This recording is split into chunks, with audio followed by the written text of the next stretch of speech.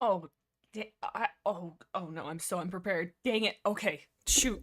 Now I've messed myself up within the first 10 seconds of this because I was gonna do a little intro music, but my thing's not even plugged in. Hold on. Nobody go anywhere. Hold on. I'm fixing it. Everybody stay calm.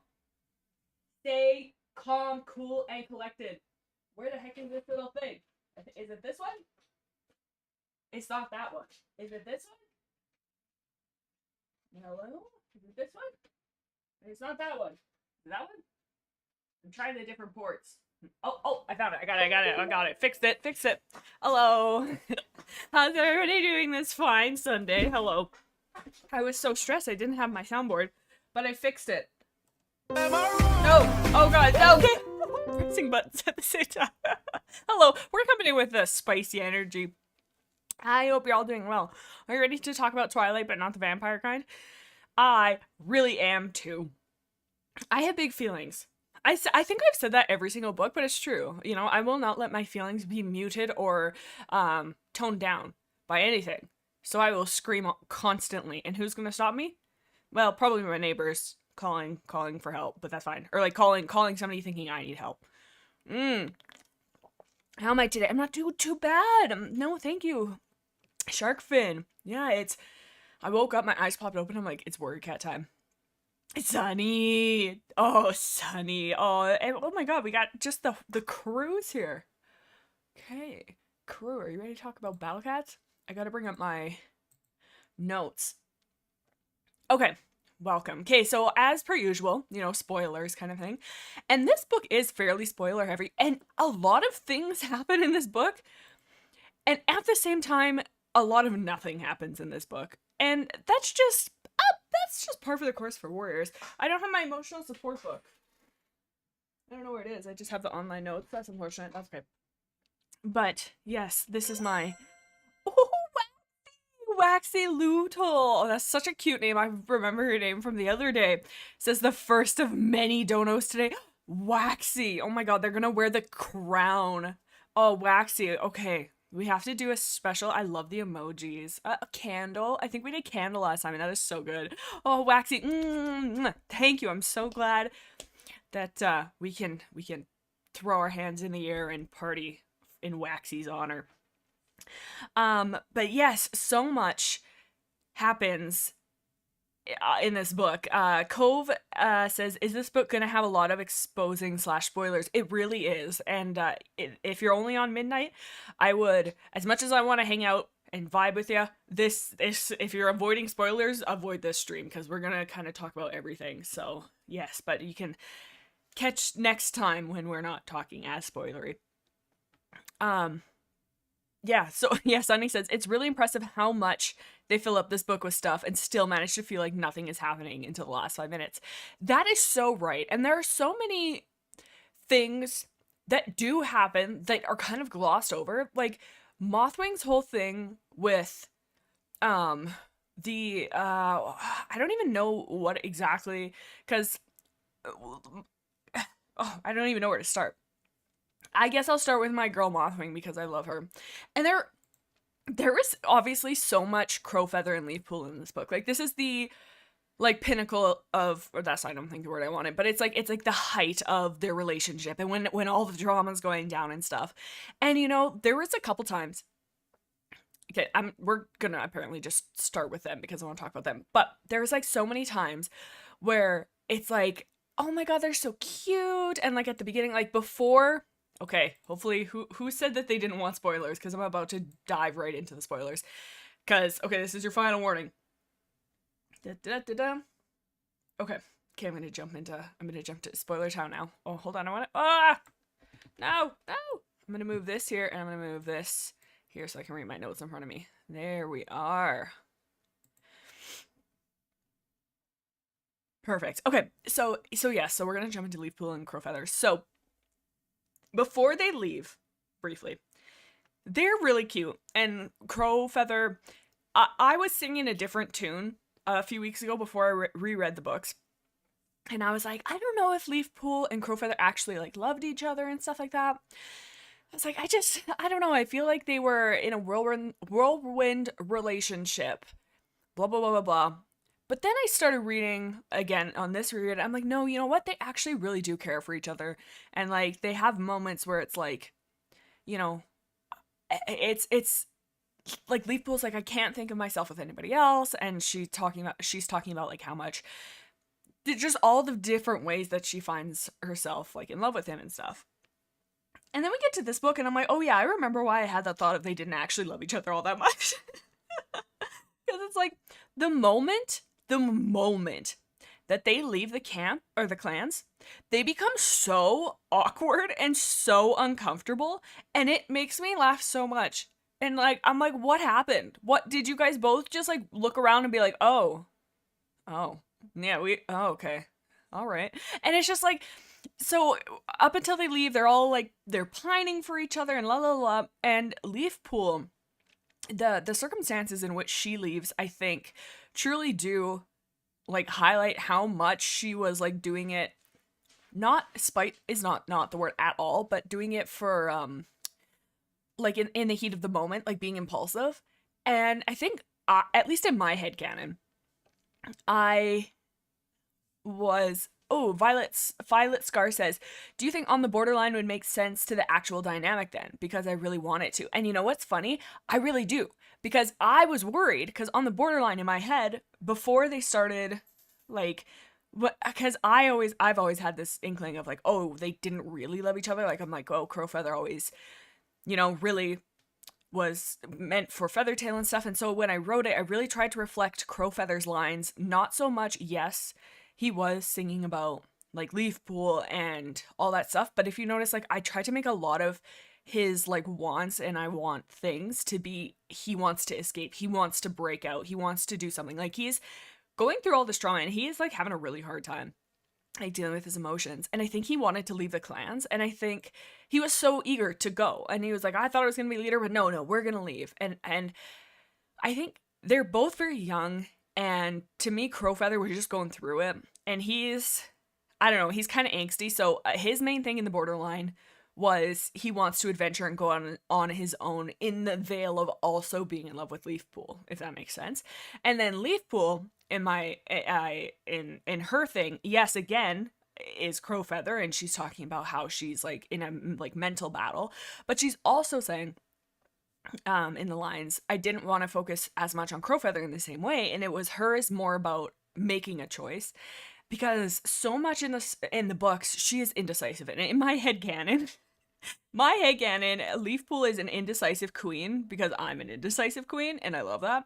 And it's her just kind of, yes, like I said, with Crowfeather, but a lot of it is should I, shouldn't I, for most things. And Crowfeather, again, is just kind of that big vessel of the representation. So I wanted the song to be a love song, yes, but also a love song of their wants too, if that makes sense. I don't know what I'm saying. But in any case, so I think On the Borderline, I was worried before I had this realization of this book. I'm like, oh, maybe I was like way off, and they really just did love each other.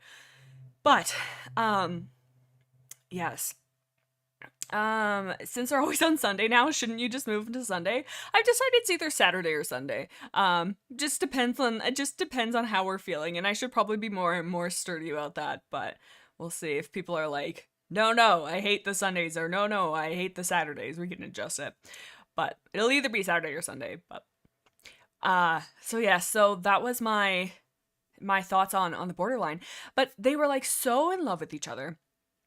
And ooh, interesting. Sunny says, I still personally believe that it's not a matter of Crowfeather loving Feathertail or Leafpool more, and more about Crowfeather loving both of the cats fiercely and quickly, but not having the interest or stability to make any of these relationships last beyond a nice dream.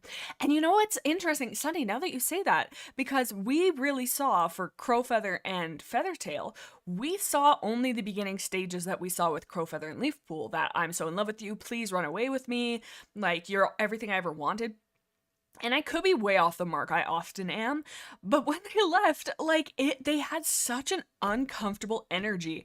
Like, they were walking and it cuts to them, and they're like away from the clans, and they're walking somewhere, they're in the field, or no, they're in the hills or something.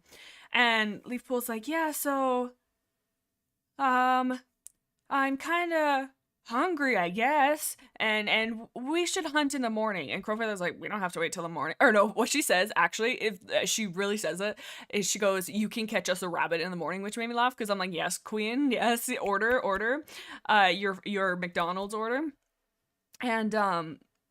and Crowfeather's like, we don't have to wait. We could just do that like right now. And I don't know, like there was just like such a tone shift. At least I found it. I could just be reading into it because I'm so in love with Leafpool and Mothwing, but they just felt so stilted and no chemistry. And I can't decide if I like that better or worse because I love the idea of them getting out there and being like, holy moly, like this is so not what I had in mind. And did we mess up? Like, did we make a mistake? And I'm kind of miffed. No, I'm not. I don't know.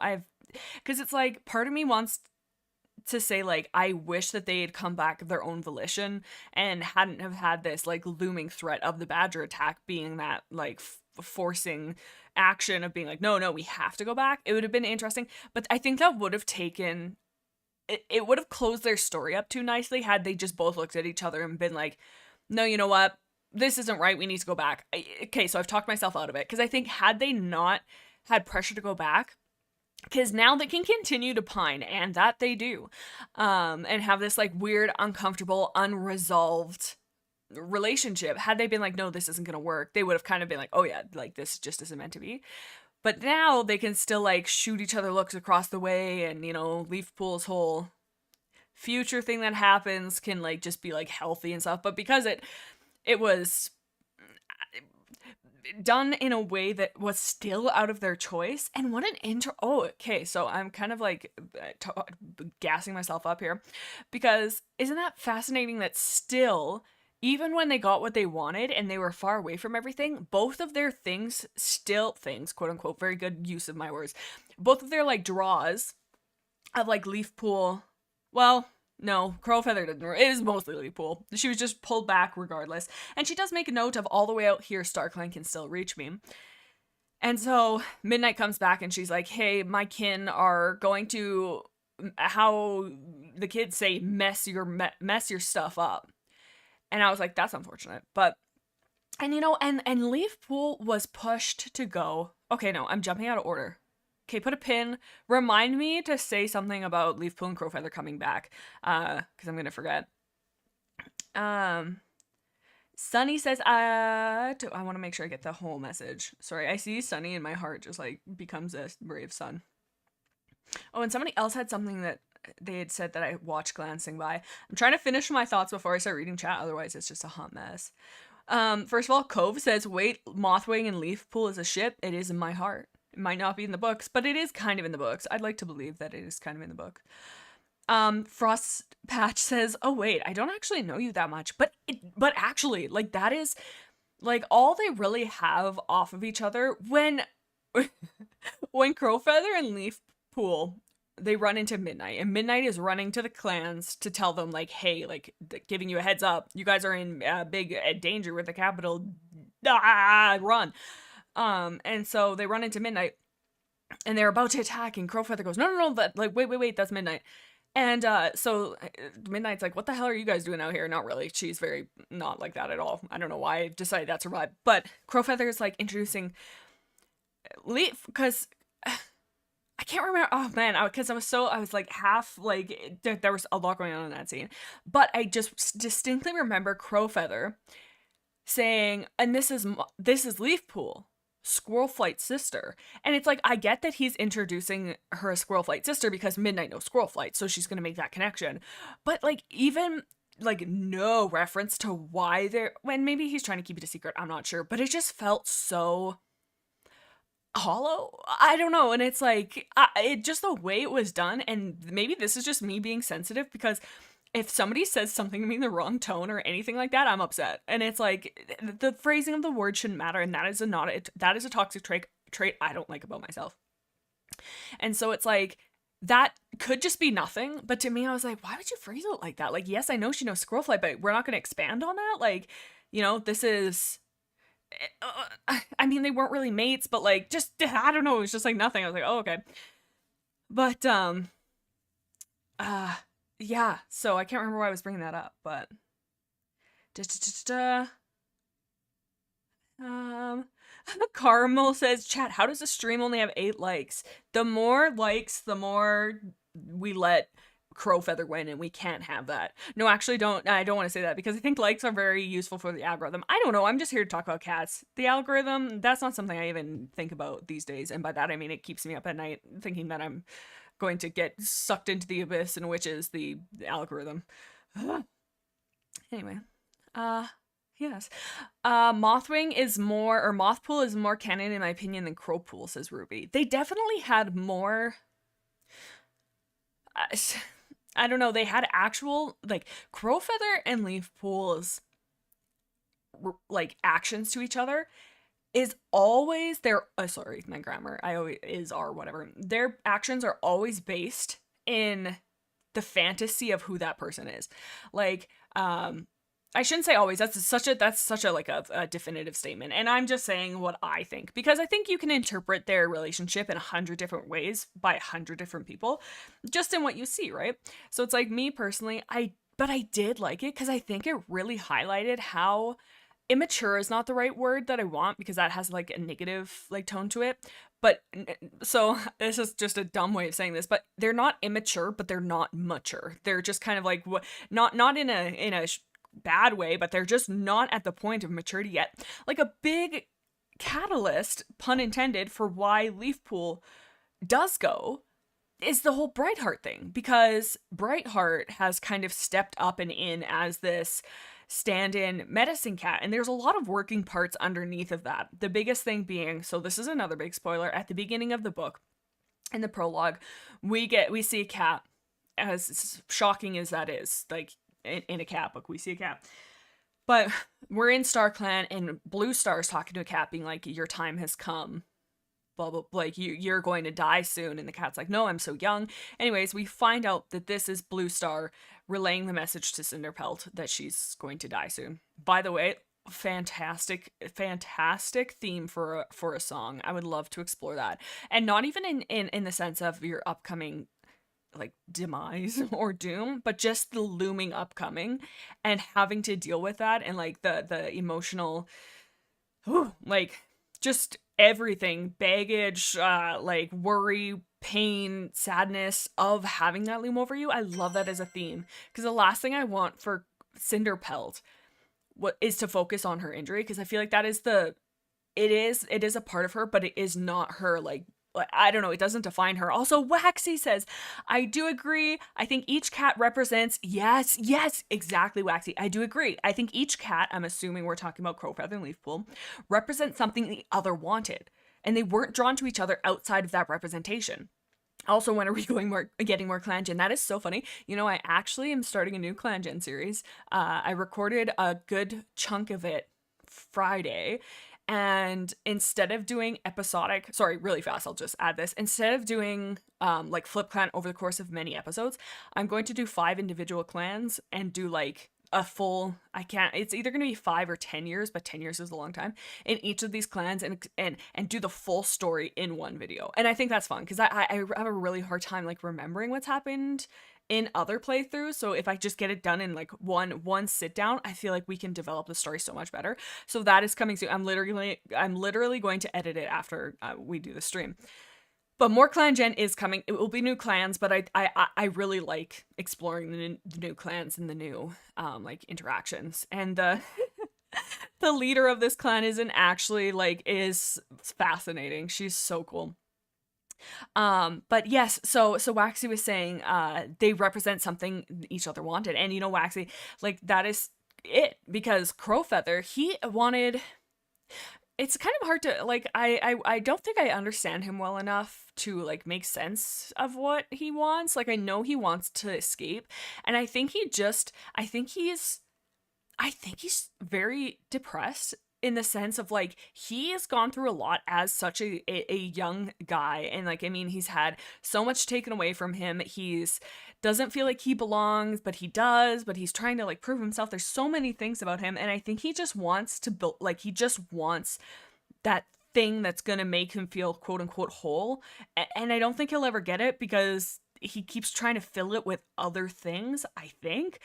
of like, you know, love after Feathertail, of Leafpool, of like ambition, because he said, I thought I was going to be leader, and you could see him like really trying.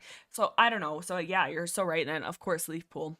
Oh, sorry, we were talking about Leafpool, but so her big thing is, you know, she was getting replaced by Brightheart. And the reason Brightheart, I did really like how they did this. They set it up very nicely because Brightheart was stepping in because of Daisy. Not, well, a good chunk of it because of Daisy, but also because Cinderpelt is really pushing, I think. At least that's my headcanon, because Cinderpelt found out that she was going to go soon and die, and she knew this was coming.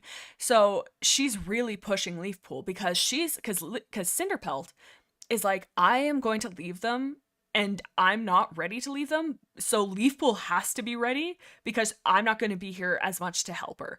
So she's like really making sure that Leafpool can do it while she's gone. And now Cinderpelt is starting to figure out, oh my gosh, she's thinking about leaving. Like, then we're really hooped kind of thing. So I think part of the reason why Brightheart was so integrated in the medicine cat den and stuff, because maybe Cinderpelt was thinking, okay, like, if I'm gone, if there's at least Brightheart can help a little, like if Leafpool needs it. But then oh my god, there's so many names. But Brightheart, oh my god, Brightheart and Cloudtail, stop. Oh, stop. And okay, I was listening to the audiobook for part of this, and they gave Daisy the thickest Scottish accent, and I'm not gonna lie, it made me like her 10 times more, because the personality that came through with just the little addition of how the fantastic, it wasn't the dude, it was a girl this time, and I loved the way I liked her a lot better than the guy. No offense to the guy, kind of offense to the guy, because I hate when, this is a different rant entirely, but I hate when dude audiobooks give the female characters voices like this. It's like, oh my god, dude. And then all the males are like, yeah, blah, blah, blah. But this, I don't know. I really like this version. But yeah. So they made her a Scottish, or at least I'm bad with accents, so I assumed it was Scottish, but it was something. But like, it was just, it added so much to her, which is kind of goofy to say, but it just, because when I first read Daisy and when I knew of Daisy, I was like, oh, she's kind of like, oh, kind of selfish. Like, she just wants to get away and like, yeah, just kind of like piggyback onto the clans and be like, yeah, you could, you know, hang out. Like, my kits are safe with you. But with this one, it just it showed her that she was like wanting to fight for her kids. And part of it is too, it's the same lines, but I think too, when I'm hearing it and when it's, like, when I'm reading it, it's in my own voice, and like, I feel like sometimes all the characters, I put so much of my own like biases and stuff onto these characters. So in loving Brightheart as much as I do, I think I saw Daisy and I had this like negative, I don't know, but I just really, this book really changed how I thought about it. And she was just so cute, and just her little accent. And I mean, like, and she's so like and the whole thing with Cloudtail, I'm going a mile a minute. That's not very fast. No, that is very fast. I'm going very fast with Cloudtail. And like, I always thought it was weird because Cloudtail's whole thing, because he immediately he immediately feels a connection to Daisy, and he is very like, he wants to protect her. Daisy comes up to them and she's like, and Daisy, I guess we should just go over it really fast, is the cat from the horse place who, Floss, one of the other cats, her kittens got taken away. So Daisy, fearing that her 3 kittens will be taken away from her, she goes to the clans for like safety and be like, please, I don't want them to take my kids.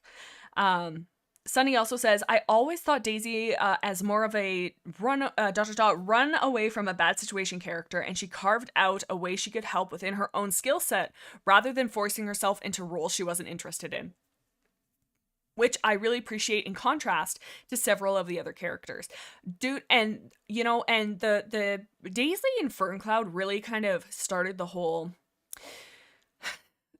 den mother is not the right word, but I love that because you think of how important that is, and it always did feel kind of like wild that they're just like, oh yeah, the moms are just in the den, but like having experienced, like loving, supportive cats in there to help mothers, help new mothers, like do things like that. That to me seems like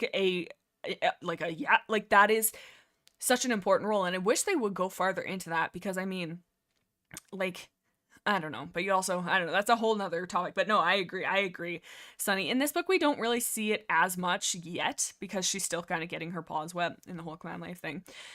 But going back to Cloudtail, so I was always like, oh my god, does he have a crush on her? Because, like, you know, he's instantly like, oh yeah, Daisy, no, you're welcome in the clans. Like, you're gonna come and you're gonna live with us and it's no problem. And like, I'll take your kits and like, do you need anything? Like, is there anything you need? And just like doting on her.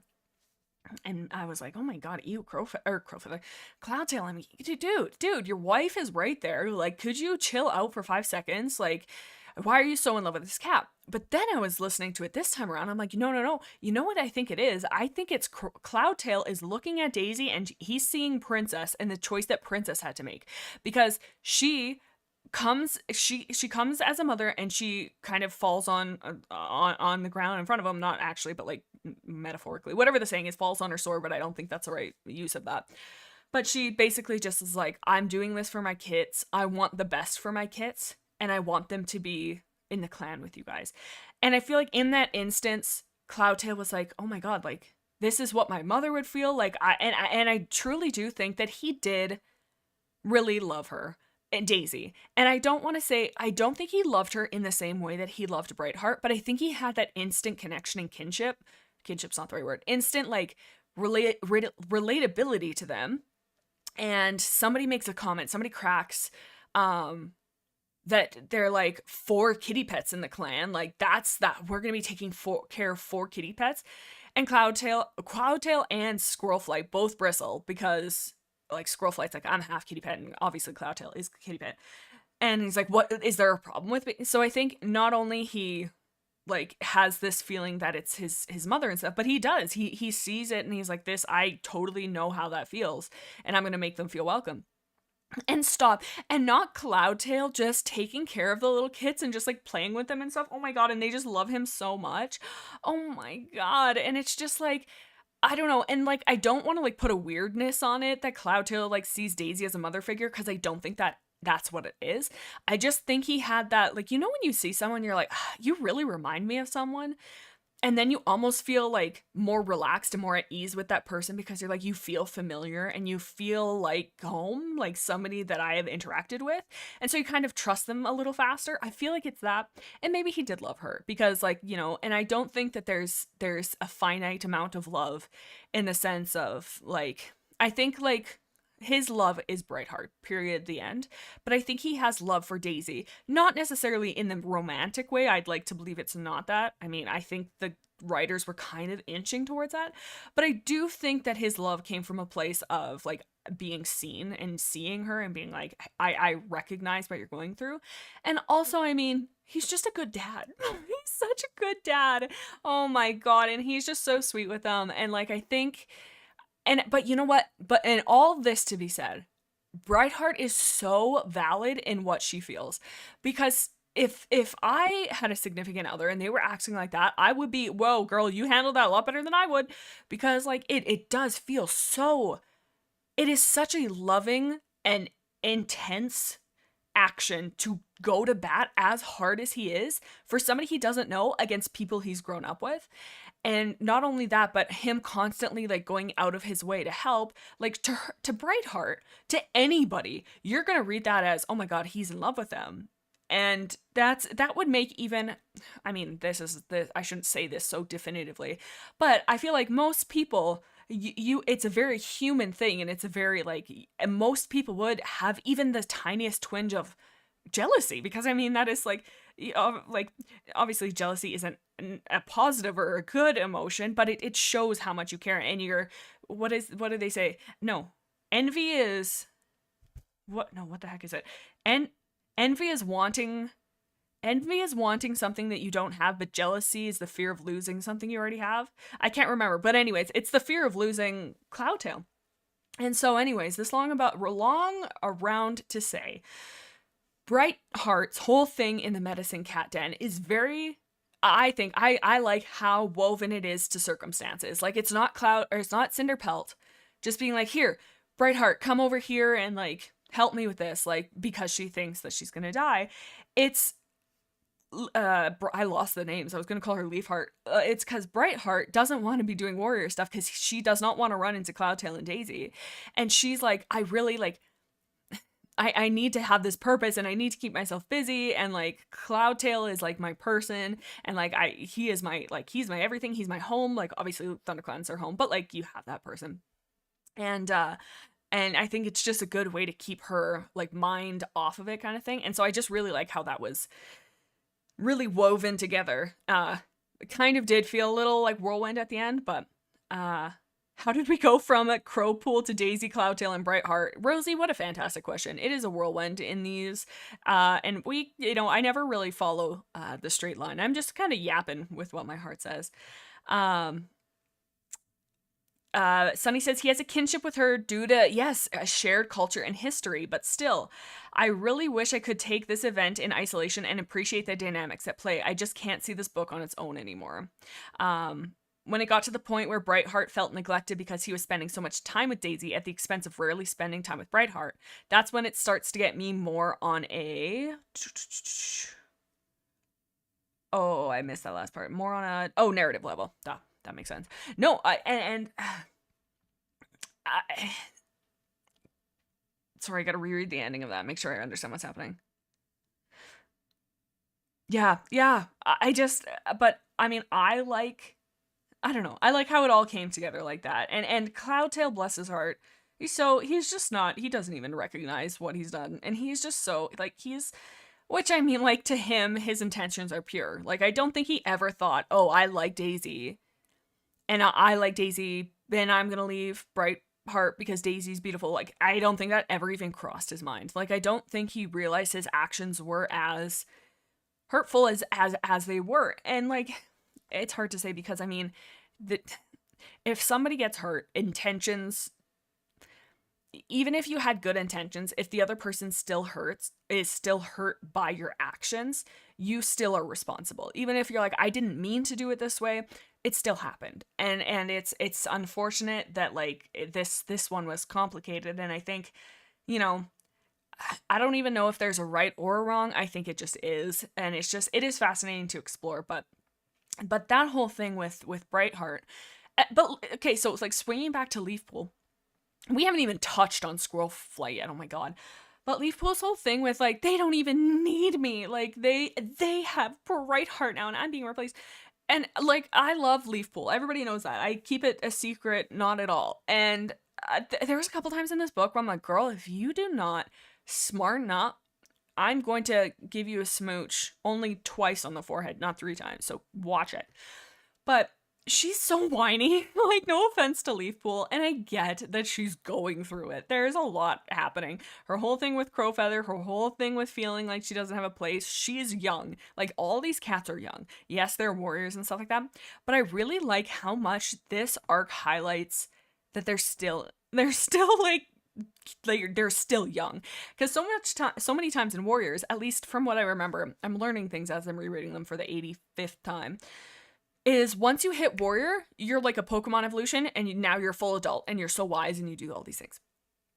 This book, even though they're warriors and stuff like that, they're still making pretty like rash and young and impulsive decisions that you're like, oh my god, why are you acting like this? Squirrel Flight is insufferable in so many points near the beginning of this arc, even when she's a warrior. Well, I guess not the beginning, but like after they get to where they're going. But like there's still moments when she's a warrior. I'm like, could you Leafpool, or not Leafpool? Well, yes, Leafpool too. Squirrel Flight, could you just be quiet for 5 seconds? You were so frustrating, the whole thing with Hawkfrost. And I think it just highlights how not mature they are. Please answer me. I'm desperate, says Extent. Let me scroll up to see what we are saying.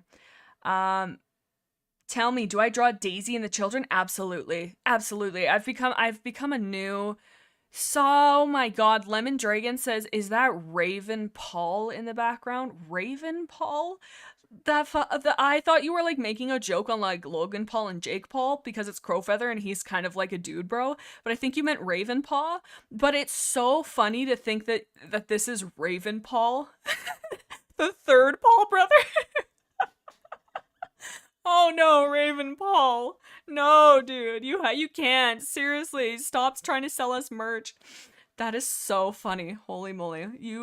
Oh my god. I think that might be my favorite comment so far. Lemon Dragon. Is that Raven Paul? I think it is. Um, what the heck were we talking about? I got distracted by Raven Paul, as all good people do. Um, I can't. Oh gosh, or would it be Crow Paul? No, I like Raven Paul better for some reason. It has a better like. It feels like Logan Raven, but I guess Jake. In any case, it doesn't matter. So yeah, it just highlights how like immature they still are. Also, the whole thing, to be fair, says Frost Patch. She was right about Hawk Frost. You know what, Frost Patch? You're right. And that makes me even more mad because it's like, we know if you're reading these books after the fact, when she's being so unreasonable about Hawk Frost, reading back to it, you go, well, she kind of has a point.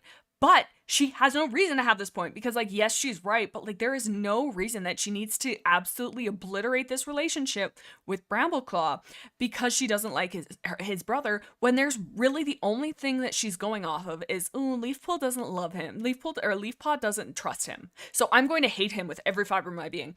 And like, it makes sense. Like, you look at it and you're like, yeah, he's a terrible guy. Like, that is a valid reason to hate him. But she doesn't know it at the time, and it frustrates me that she has this like this author power of they're just like, nope, we know, she knows that he's evil, they just don't, and they have no interaction to make her think that quite as deeply as like to hate him as deeply as she does at that point. And it makes it 10 times more infuriating that they end up being right, and it's just this whole thing because it totally is like, okay, well, now you're really stuck, you can't make the argument because she was right, but she doesn't know, like, how does she know she was right? And she just has no mercy's not the right word, but she has no like wiggle room in her argument with Brambleclaw, where it's like, you don't know that, like, you don't, but I guess you do. Blix, do you like Leafpool? You know, I really do. Sorry, I'm breathing because I'm like, I talk and then I forget to breathe for like 5 sentences. I do like Leafpool, and you know, I think I like headcanon Leafpool more than I like canon Leafpool, because there's a couple times in this arc where I'm like, Leafpool, I'm trying so hard to love you and you're making it really difficult, really hard. And I think it's, and again, I'm chalking it up to the fact that they are they're inexperienced. Hello, I'm breaking down at the seams. They're not experienced, they're still learning and stuff like that. But like, in my headcanon, I like characters, I like to theme the characters. So instead of another ad, are you serious? I have it set, hold on, let me double check that, because I swear, like, I'll cross my heart and hope to die, swear on my life, I have it set to low. So it should not be going crazy amount. Where is this? Stream settings. Can I look at that from here? Can I not look at that from here? Monetization. I have it set to low. Can I do, oops, no, I'm gonna set it to schedule. Okay, I'm gonna schedule it to every, 24 minutes? I feel like that's good. 24 minutes? It should not be, because how long have you been going? 38. You shouldn't have gotten more than one at this point. I truly am sorry. I don't know. I really do not understand the YouTube game, and that is very apparent. Always. I am sorry about that. I have it set now to every 24 minutes, so it hopefully should reduce how much they're going. I do apologize. And on a live stream, it's super infuriating because I'm like in the middle of a sentence and they don't tell me you're getting an ad. And I think people get different ads at different times. Anyways. So, back to Leafpool. In my head, my head canon on Leafpool, I think is the, I'm so bad for like putting just what I want on characters, and Leafpool is kind of a stand-in because like I see a lot of like my own struggle of being, and I know like there's a joke of like, oh, I'm so indecisive, and like people like, you know, but there's a like, it is what is it, decision paralysis, it's something. Anyways, I know here, the vulnerable moment, have a moment with me. Like, I know through just like life, and like when you're like a little guy and just through life, you develop coping mechanisms, and I know that like one of mine can be people pleasing, and can be that whole like, you know, trying to make everybody happy, and trying and like being really upset if you can sense that you can't fix something for somebody. Like, and I mean, tons of people are like that. But that oftentimes can put you in a place of getting so stuck in impossible situations and never being able to like look at your like and putting you in this almost moment where it's like you're looking at a situation and like not only are you trying to like computerize, you go through every single type of scenario that could happen, and then you kind of look down the tree of like, okay, if I do this then they could do this and this will happen, but if I do that same thing they could do this, and you're like, and you're stuck, and tiny little decisions become absolutely like paralyzing because you're like, it takes so much energy to like go through that all. And I don't know why, but I just feel like I see that in Leaf Pool, and I know that like I instantly was like, that is so like, I feel you, girl. And I don't even know, so like I have this headcanon on her that she's dealing with people pleasing, and she's dealing with these same things of like trying to go through like decision paralysis and all of these things, and never really prioritizing, this is more her, but like never prioritizing what she wants, but not also knowing what she wants. Like she's just so used to putting other people first, and like kind of like being like, oh, like my worth is just healing, is being the healing apprentice, or the healing apprentice, one might call that medicine cat apprentice. But and then when she does have this thing that she wants, which is this relationship, this love of her cat, because she's seeing it all around her, she finds Crowfeather. And I think it's the first time where she's like, you know what, no, I want this really bad, and I want to put myself first, but that this is like the biggest, and she's trying to justify it, and she's going back and forth, and I just think that's just a very relatable thing. And so, yes, I do like Leaf Pool. For the long story short, I like how flawed she is, but it's not, I don't know. I like Leaf Pool a lot. Sunny Fall says Leaf Pool, oh wait, hold on. I think you had the beginning of that. Maybe. I wish the comments gave you more space to write. Leaf Pool in that framework is even worse because, of most of what she is remembered for by her clanmates, and her ex and her kits, and StarClan was the mistake she made when she chose something for herself for once and immediately decided against it and came back. 100%. Oh my god, 100%. And they never let her forget it, ever. And like, yes, Sunny, I've got big thoughts on that. And I don't want to get too far into spoilers, so I'll be light on this. But, and that, you know, and a lot of people there, and this is where I might make enemies, this is where I might get in trouble, but everybody's like, Leaf Pool is so toxic for putting Squirrel Flight in that position and stuff like that, and she's so toxic for like, you know, being like, Squirrel Flight, you have to do this and stuff and all that stuff. And like, I agree that it is not a great thing to like happen, to put your sister through and stuff like that. But to say she's selfish, I don't know. I just don't love that, because first of all, I know that for me, like being super close to my sister, dude, if she asked me to do anything, I would first bully her about it and tell her she's a nerd. But I know that like I would bend over, like she's one of the people in the world that I would do literally anything for, and I would be happy to do something like that. So first of all, I hate that framework of like Squirrel Flight having this like duty to her sister.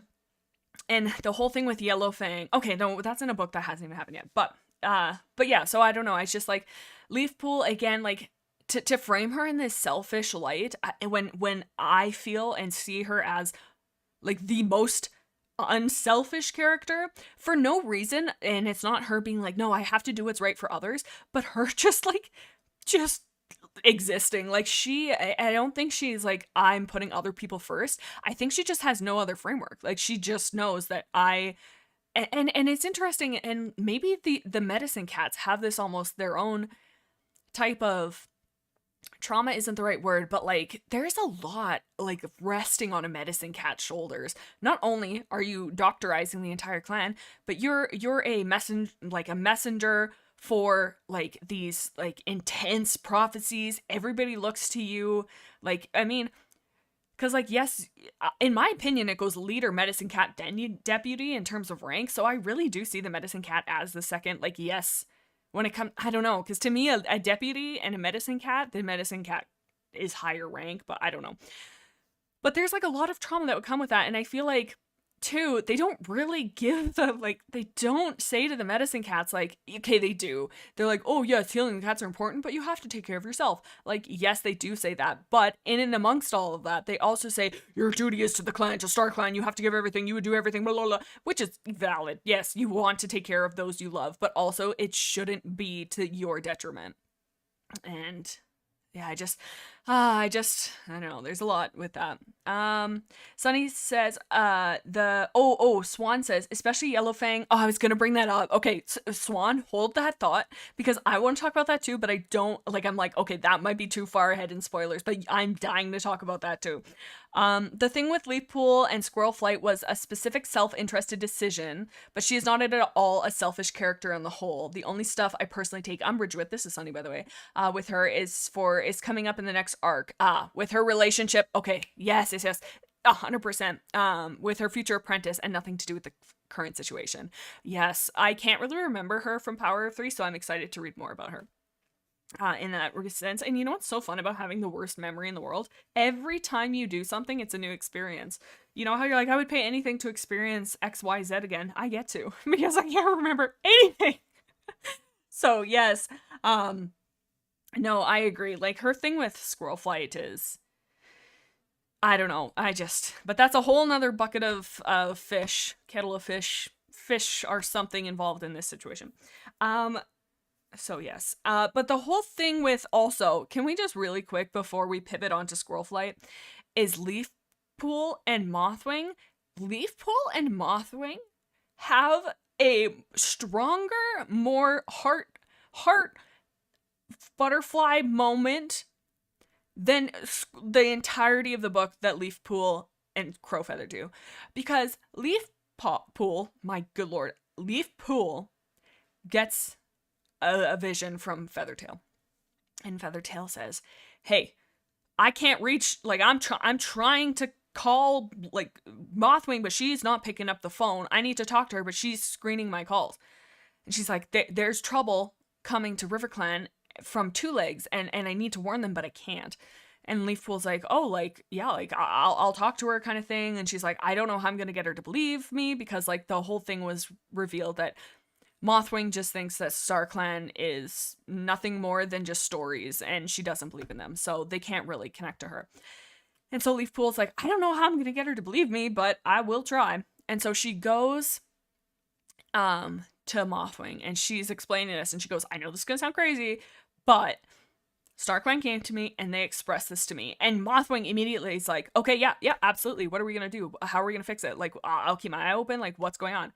And Leafpool stops, and she's like, you're fine, like, you're gonna take, like, all of this? She's like, I thought you don't believe in StarClan, like, why are you just taking me for my word? And Mothwing stops her, and could you come up with a more freaking smooth, charming line? And she's like, yeah, I don't believe in StarClan, but I believe in you. And I'm like, oh! I'm like, that is so, I'm like, Mothwing, stop it. Everybody in the crowd is sobbing. But she's like, yeah, StarClan, I mean, I don't really believe in them, but, like, I trust you and I believe in what you believe. So whatever it is, like you say, I trust it. And I'm like, oh, the line. I don't believe in, I might not believe in our ancestor, or I might not believe in StarClan, but I believe in you, Leafpool. I'm like, could you stop? Could you just, like, give each other a little, like, hold each other so sweetly, and, like sit on a nice swing in the park and just grow old together?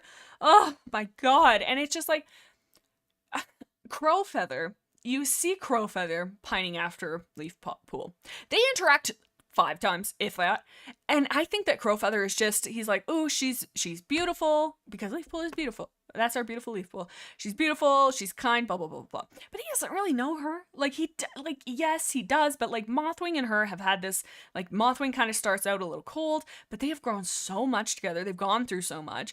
And Mothwing having this, like, because, and you know, some people don't ship them, and there is nothing wrong with being completely incorrect. I understand that some people are just wrong sometimes, but no, I'm just kidding. But there are some people who don't ship them, and that is totally valid. And, like, I do think they're soulmates, whether or not you see that in a loving way, or in just like a, you have that person. And I really do think that is Leafpool Mothwing. And unfortunately, I think it's more Mothwing to Leafpool than the other way around. but in my head canon, they're so madly, deeply in love with each other. My Shayla.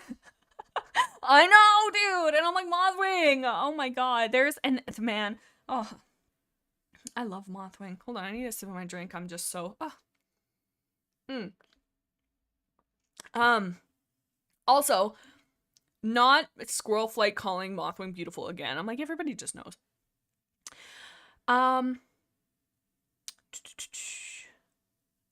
Fading Lion says, I know Leafpool did betray, in quotes, her clan, but I think people look more at her leaving than they do returning to her clan. That's a really good point. Like, they look at they look at the bad in Leafpool, but they ignore the fact that she returned and gave up her life with Crowfeather. Oh, definitely.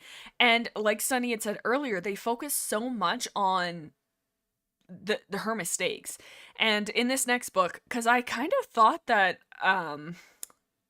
for some reason I thought that them coming back and leaving was in the last book. I forgot that there's an entire book left that we get to like see the ramifications, but I guess they do leave hints for something in this next book and their whole thing. So there's still that to uncover. Alex says, I can't stand the way the books treat medicine cats, specifically, oh my god, cooking, specifically female medicine cats. Med cats are always treated like having their own wants is the worst sin that can be committed, and that wanting to feel loved romantically is a crime.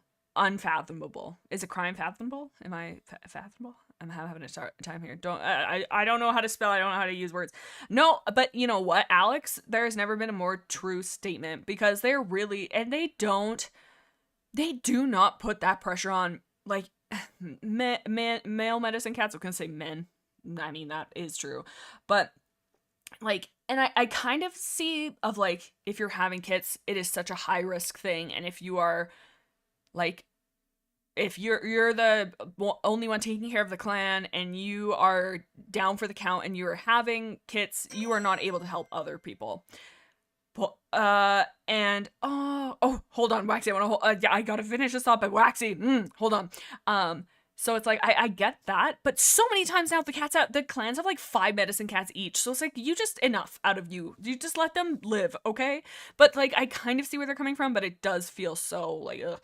Waxy the MVP, the number one. Oh my god, Waxy is the number one. There's an EMT I work with at the hospital. Really quick. Okay, no. Let me finish this. There's an EMT I work with at the hospital that reminds me too much of Mothwing. Maybe in another life, she took Leafpool's job. You know what? I could see Mothwing being a big, beefy paramedic EMT. Like, you're like, oh my god. And also, I don't know what it is. Like, I say this, like, very much deeply in love with Austin, but I become so in love with every paramedic that ever helps me, because there's just something so, like, you're in so much, like, stress, and you're like, this person who comes to help you. Like, this is a story that doesn't matter, but I'll just really quickly go through it. But a couple years back, there was a situation. I was driving on the highway with my sister, and as we were driving, I unfortunately had a seizure behind the wheel, and we pulled over, and I was like knocked out for a little bit, but like my sister got it under control. We pulled over, everything was fine. But I came to, and I'm like, what's going on, bro? And she's like, Mackenzie's like freaking out. And I'm like, what's up? I'm like, what are we doing? We're on the road. We were on the road to go see, I don't know where this is coming from, but we were on the road to see my stepmom, who was having brain surgery. It was quite the day. And it was just like a lot of mix of things. But so it's like high stress, and I'm like, why are we pulled over? Like, I'm like mad. I'm like, why are we pulled over? Like, we have to get to this city that we're going to. Like, what the hell? And Mackenzie's freaking out, and she's like, girl, like, and she's telling me all this stuff. And sorry, we'll put this really pause. Sunny says, I have to head out for lunch. Oh, delicious. But I want to say thank you profusely for everything you've done for me and everyone. You're incredible. Sunny, I'm gonna come over there. I'm gonna go. Oh, we love Sunny. Oh, you're an incredibly talented person. I hope you enjoy babbling about cats today. I truly do. Oh my god, please, can we just send so many sun emojis in the chat? I would love that. Sunny. Dude, we love Sunny. You guys are so, like, my god, this community is oh my god. We love Sunny. Oh, Oh, I hope you have a good day too, Sunny. Oh my god, lunch, delicious. I love lunch. Lunch is okay. Anyway, sorry, I'm getting so distracted. Anyways, long story short, doesn't matter. There was a paramedic, and I just like everything was scary, and I just like the paramedics had arrived like when I came to, and I like looked over, and it was this girl, and she's like, "Hey, how's it going?" I'm like, "Fine, I guess." And then like the gravity of it hit me, and like I was having like a little bit of a time of like, "Holy moly, I'm gonna die. I'm dying here. What is happening? I'm so scared." And just like when you're in that high panic and that high, like, oh, to have this person show up and be so calm and just be so like, hey, you're good. Like, I fell in love. Like, I'm like, I would die for you and I might die. So this is perfect. But like, so I think like, so sorry, going back to Waxy's thing of the EMT being Mothwing, like, there's just something so you have to have not only the personality for it, but the vibe, just everything. And I just think that like, man, I would not be able to be a paramedic, but I am so enamored and like completely not like appreciative does not feel strong enough, but like just like I feel like that's a type of person that is like not to like be all religious and it doesn't matter, but like they are literally angels, and or however you take that, you know, or just like they're people. And I think this is warrior cats. What am I talking about? Blix used the soundboard. Good call. Let's get back on track. Okay, soundboard, give me a random. Where's my random button? Oh, here it is. Give me a random. That's kind of perfect for the topic. I kind of love that. Oh my god. Oh my god, Waxy and Sunny and where is the other one? Can I see it? Where can I see who did the other? Please. Okay, yes. We had Sunny and Waxy. I thought there was one more, but don't get me wrong. But yes, Waxy. This is Waxy soundboard. Ready? This is the message from StarClan to Waxy. They're sniffing you, Waxy. They're sniffing you. They're sniffing the love. Oh my god. Okay, this one's a really long audio clip. Yeah, you got a big sniff at the end. And then we'll do one more for you. No, stop, soundboard. That is not respectful. Okay, it doesn't like me. Soundboard, that's enough out of you. Okay, and for Sunny? No, don't scream at Sunny. Try again, soundboard. Okay. No, okay, yes, thank you. So, okay, yes, so now that we're on the same page, now give one to Sunny. Don't run away from this. One more. Stop yelling. Soundboard, just give me something good for Sunny. Okay. There you go, Sunny, that's for you. That's what I needed. Okay, sniff. Everybody's sniffing. So, oh yes, Sunny and Waxy had one more. So this is your third one, Waxy. Mm-hmm. They just ate Waxy. Soundboard, you give Soundboard. You give Waxy back right this moment. Stop it! Don't bonk us on the head. One more. Okay. No, now they're just being rude. Soundboard, I am up to here with your shenanigans. If you don't give us back, Waxy, I swear. Okay, back to it. Let me get back to my notes here. I'm getting so distracted. It looks like the soundboard wants to be a menace today. It truly does look like the soundboard wants to be a menace today. Excuse me, soundboard, what do you have to say on being a menace? Okay, yeah, you know what? That's good. You stay scared. Well, I gotta add more sound effects. So many of them are negative, I guess. Do you guys have any ones that you know that we can add to it? One more. Who's that Pokemon? Okay. Now it's just being rude. Now it's just making nonsense. It's been 1 week since you looked at me. Thank you. You're dismissed. Get out of here. Soundboard. Okay, thank you. Alrighty. What else do I have on my notes? Okay. Oh my god, the cat's driving out the badgers when they're like, they come up to this like mom badger and her babies, and they're like, yeah, we're gonna kick you out, bye. Like, it's like, are we surprised that they came back to like beat you up? I'm not, because you're like, it's their home. It's their home, and you're kicking them out, so I don't know. That's a tough one. Also, can we just say, isn't it wild? I forgot that Cinderpelt fully, like, when Leafpool's like, no, I'm leaving, and Cinderpelt fully, like, goes after them and, like, claws at her, and she, like, puts her claws, and I'm like, oh my god, Cinderpelt! I'm like, girl, and I get that you're, like, stressed, and there's, like, a lot going on, but, like, I didn't know that she actually, like, attacked her with her claws out. I'm like, oh my goodness. Oh no, yay, we ate Waxy. No. We did not, we did not eat Waxy. Soundboard, take it back. No, oh my god, now she's dancing. And it's, okay, Soundboard, we'll have to forgive Soundboard today because they're apparently cranky with us and they're just giving us nonsense. And that's not fine. Anyway, okay, what else? Okay, I've been like dancing around squirrel flight in this whole book, but I think it's about time. Yeah. Okay. Squirrel flight. I kind of love it. There was a moment in this book where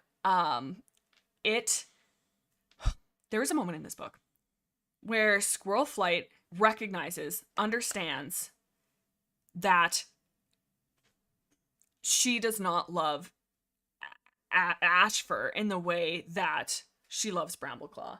And they make it very apparent, but they don't. Warrior cats are so freaking bad for just saying it. And just whenever there's something happening, they'll just and it's like, okay, well, we could have come to that decision ourselves, or thank you for gift wrapping a solution that we all like. They're just so they're not subtle, and they're just like, they just spoon feed us. This one was done so freaking well because Squirrel Flight, this whole book, is leaning towards Ashfur. And also the fact that Firestar gave Birch Paw to Ashfur instead of Brambleclaw killed me, and I forgot about that. And it is actually so funny. And his anger, ooh, it kills me. It's so funny. But Blixstar, the soundboard, was being mean to Waxy. I know, the soundboard is cranky today. Should we try one more time, soundboard? This is your last option to give a good one to Waxy. Okay. It needs a timeout. Soundboard is on timeout. And soundboard, don't be sad about that. Soundboard, well, if you're acting like this, then we have to give you repercussions. And it's not our fault that you're choosing to be a brat. So you be sad, and you have this moment to reflect, and we'll come back to you when you're ready to be a mature part of this conversation. But until then, you should continue to be continue to be sad. Okay. I thought we were gonna have some progress, but we didn't. But yes, okay, so I was gonna say soundboard, but Warrior Cats so often just throws it at you. This, when they had it, so this whole time Squirrel Flight's like, I love Ashfur, and like I think like he's my one, and like Brambleclaw's being ridiculous, and I don't like, we do not connect anymore, and he is not the one for me. And then oh my god, this person is getting taken over by a monster. I have to go. I really will miss you. Make streams soon. Oh, I want to do more streams, don't you worry. We will be here. But have a good one, buddy. Oh my god, sorry, I'm all over the place here. I'm getting distracted by the soundboard. Okay, so Squirrel Flight's like, no, like Ashfur is the one for me. And like this whole time she's convinced. She's like, this, like, it's Ashfur. Like, it's Brambleclaw means nothing to me anymore. And then Leaf Pool leaves with Crowfeather. And Squirrel Flight is upset, obviously. How could you not be? She's like, how could Leaf Paw leave? How could Leaf Pool leave? Like, for a man. And I'm like, girl, right? And she's like, how could she leave? And like, I just, like, I don't understand. And she goes, maybe she really did love him. And she's like, I just don't get it. She's like, would I leave the clans for Ashfur for the same way? And she goes, I wouldn't. I would not make that choice. And if I was in that same position, I would pick my clan. But then she stops and she goes, would I make that choice for Brambleclaw? And she says, I don't think I can answer that. And it's just the way they do it, of like just the subtlety. I'm smiling over here because it's so cute. But just in the way that they do it, that lets you connect of like how strong their bond is, even if Squirrel Flight's not ready to like consciously be aware of it and like kind of draw attention to it, but she deep down knows. And they did it in such a nice way of us knowing Squirrel Flight's real feelings before Squirrel Flight even knows her real feelings, if that makes sense. Oh my god, it was so good. And I'm like, you know what, I will give them a lot of heck, but I really loved that interaction. And I think it really gave, and where did Squirrel Flight and Brambleclaw, where did they, I think they went to Wind Clan. I think it was, yeah, Squirrelflight went to go find Leafpool, and Brambleclaw came with her, and he's like, where are you going? And she's like, I'm off to find Leafpool. And because they thought that she had gone to WindClan, and Brambleclaw's like, I'll go with you. And then Squirrelflight's like, I don't know. But then she like stops, and in her thought she goes, I'm really glad that he's here. Like, and she's like, I can't think of another cat that I'd rather be here instead of him right now. Like, I need him. And I don't know. I really loved the way that they developed that. And like, it wasn't that Ashfur did anything wrong yet. But up until this point, really, Ashfur, here's a take. Ashfur is fine. Ashfur is great in these books. Like, he has done nothing wrong. He is not problematic in the least, like, in my opinion. Like, he doesn't pressure Squirrelflight. Like, he is just leaning into what he thinks is there. And nothing wrong with that. Obviously, he takes it to the extreme, and he decides that his pain and him not getting what he wants is justification for some pretty brutally selfish things, but that's not happened yet. But, so, without taking that into account, Ashfur at this point, there's nothing wrong with him. He is not problematic in the least. Like, he is just living his life. So it's makes it more complicated. Like, had Ashfur done something, had he shown that he had this potential to be evil, and Squirrelflight's like, oh no, like, I don't love, I love that it wasn't at all Ashfur. Like, Ashfur wasn't even really in the equation in her decision. It was always Brambleclaw, and it was always going to be Brambleclaw, and and Ashfur was almost like the collateral. I don't think that's right, but he was almost like, he was unfortunately caught in the middle of it, but I love that they didn't make it at all about him.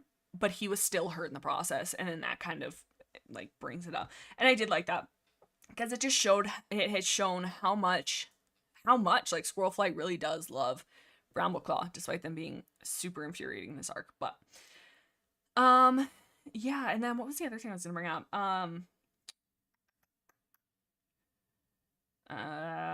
There's so much more, but I can't remember.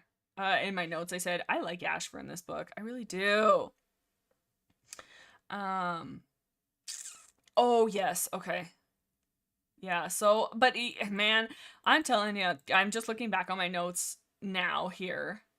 Oh, before that, actually, how many times in this book do they mention Cinderpelt is young and strong and has many seasons left ahead of her? I counted 3, and that's just when I started counting, so I don't know if they brought it up more, but they were constantly, I'm like, oh my god, okay, like, and see, this is an example of the not subtleness, the subtlety being lost on Erin Hunter, because in the same book that they do, the whole beautiful execution of Squirrelflight and Brambleclaw's discovery, they have death flags on death flags on death flags on Cinderpelt's door, and it is like, and I get, again, it's a book series for kids, but it's like, okay, I get it. Stop beating me over the head with this. Like, please, I'm begging you. And I don't know. I think, like, there is something to be said about leaving breadcrumbs and, like, obviously having a satisfying ending to be like, oh, I did actually see the hints along the way. And, like, you know, the is it dramatic irony? I don't know what it is. Like, just knowing, or no, I guess that's when you know and they don't. I don't know. But it's when you're being told, oh yeah, everything's fine, for it to literally be the exact opposite. I totally lost my train of thought there. But yeah, so I don't know. I just feel like they were laying it on real thick, and I'm like, okay, that's enough. What am I saying here? I love Ashfur, and I will not change no way, no how, says Autumn. And Echo says, in your opinion, Blix, do you agree with Squirrelflight loving Bramblestar? You know, I'm gonna have to reread the books, like, when I get to those books. I remember, like, when I was reading them, there was definitely some moments where I'm like, bro, like, you have to stop. Like, this is, like, so not healthy, and it is so, like, it just, I don't know. Like, it was, in this arc, I don't really think Brambleclaw is bad. I like Brambleclaw in this arc. So just going off that, I don't want to get into too many spoilers, but we won't get too much farther into that. But we'll return to that once we get there. Ashfur was kind of possessive, but nothing like he does. Ashfur was kind of possessive, but nothing he does match Brambleclaw's abuse. I will never understand Squilf's decision to get back together with the guy who's been treating her horribly for months over a guy who has his fault, never intentionally hurt her. You know, interesting, Joseph. And this is not me like trying to like be like aggressive or challenging. I'm just genuinely curious. But like up until this point, I don't think I've seen any act of Brambleclaw that I would see sorry. And again, we're focusing solely on the books that we've read so far. But like I haven't seen, like, they go after each other, but that's always been their relationship. They are always kind of like spicy with each other. But like Squirrelflight goes after Brambleclaw for like his relationship with Hawkfrost, but he doesn't like the I think the most harsh thing he ever says is they have a really big argument, and it boils down to Brambleclaw being like, you don't trust him because you don't trust Hawkfrost because Tigerclaw is his father, which means you must have a feeling about me because Tigerclaw is my father. And she goes, well, if you believe that, then you don't know me, and so like there was that like, but I don't know if I would really see that as at this point anything more than a miscommunication, misunderstanding, and high emotions. But obviously that doesn't extend out to further books. But Ashfur being possessed, I also don't see as Ashfur being possessive. Not, and again, not in this arc. Like, there is, the only thing that he does is during, why did I say it like that? When it comes to like battles and all of these kind of things, oftentimes Ashfur will step in to protect Squirrelflight, and Squirrelflight will go, you don't need to protect me, like I can hold my own. But he never gets mad. Well, I mean, we don't see his we don't see his inner thoughts, but he really in this arc to me doesn't seem possessive at all. Like, he's busy with Birch Paw, and he's comfortable in them, in their relationship. They sleep next to each other, but never is he like, come on, Squirrelflight, like, at least that I remember. Maybe I'm forgetting it, but like, and again, I'm not trying to justify Ashfur's actions going forward, but in this book, I really don't see anything other than him just being in love with Squirrelflight and just existing and doing his best as a cat. Obviously that does not continue going forward, but in this book specifically. But I think that makes it so much more satisfyingly sinister when we do see that flip in him, because had he had these little moments of like showing that he kind of was like had this potential for evil and stuff, and I truly I just roll my eyes at the whole, oh, Ashfur turned evil because of how much he loved Squirrelflight. No, it does not. No, I do not think it works like that. He is selfish, and once he didn't get what he wanted, that's when things shifted. It wouldn't matter if it was Squirrelflight, anything. If he has that potential in him to act like that, I'm sorry, but it's not a girl being like, sorry, we're not working out, that's gonna push you to murder or attempted. So, but I find it so much more sinister that he is this seemingly good guy. Obviously, we don't see his thoughts, but like there's no moment, at least for me, that I kind of watched. I was like, oh, that feels kind of weird. That feels like, and I love that, because I mean, like, it's, she didn't know, and it's, I don't know, like, because it's scary, like, you know, like, and obviously I'm not glorifying what he's doing, but as a character, it does make it go, holy cow, like, like, people can be manipulative and they can hide shit and like, or stuff, and they can do these things and not show how like how they are behind the curtain until you're behind the curtain, you know, like, and it's like, I think had they gotten together, like, down the line, they would have slowly come to light, kind of thing. But I don't know, it just goes to show, like, sometimes people are charming and are kind and nice, and their intentions aren't always that way. And I think had we seen him being possessive, again, it would have pushed her going to Brambleclaw less strong, because it wasn't Ashfur. It had nothing to do with Ashfur in Squirrelflight's decision to go back to Brambleclaw. He was a good guy, he was fine, and, you know, he did nice things, all that, but at the end of the day, it doesn't matter, because she was always destined to be with Brambleclaw. And I think that's way stronger than her being like, oh, Ashfur's kind of crappy, you know what, Brambleclaw is my guy. Like, it takes some of the power out, where I'm like, no, it feels so much more strong, and like, it feels like destiny when it was like, there was no outside pushing force. So I like that. I mean, I could just be wanting that to be the story and could just be like ignoring things, but I personally didn't find that there was anything. But yeah, oh my god, I did like the Squirrelflight Brambleclaw in this. What else do we have? Man, okay. You know how they're like, oh, when something happens and you get goosebumps? Not me at like 3 a.m. last night listening to the audiobook getting chills. Oh my god, Kate. Hold on. So everything's looking bad. The Badgers are in the camp. Everything's going sideways. ThunderClan thinks that they can't win and like everything, like it's just so scary.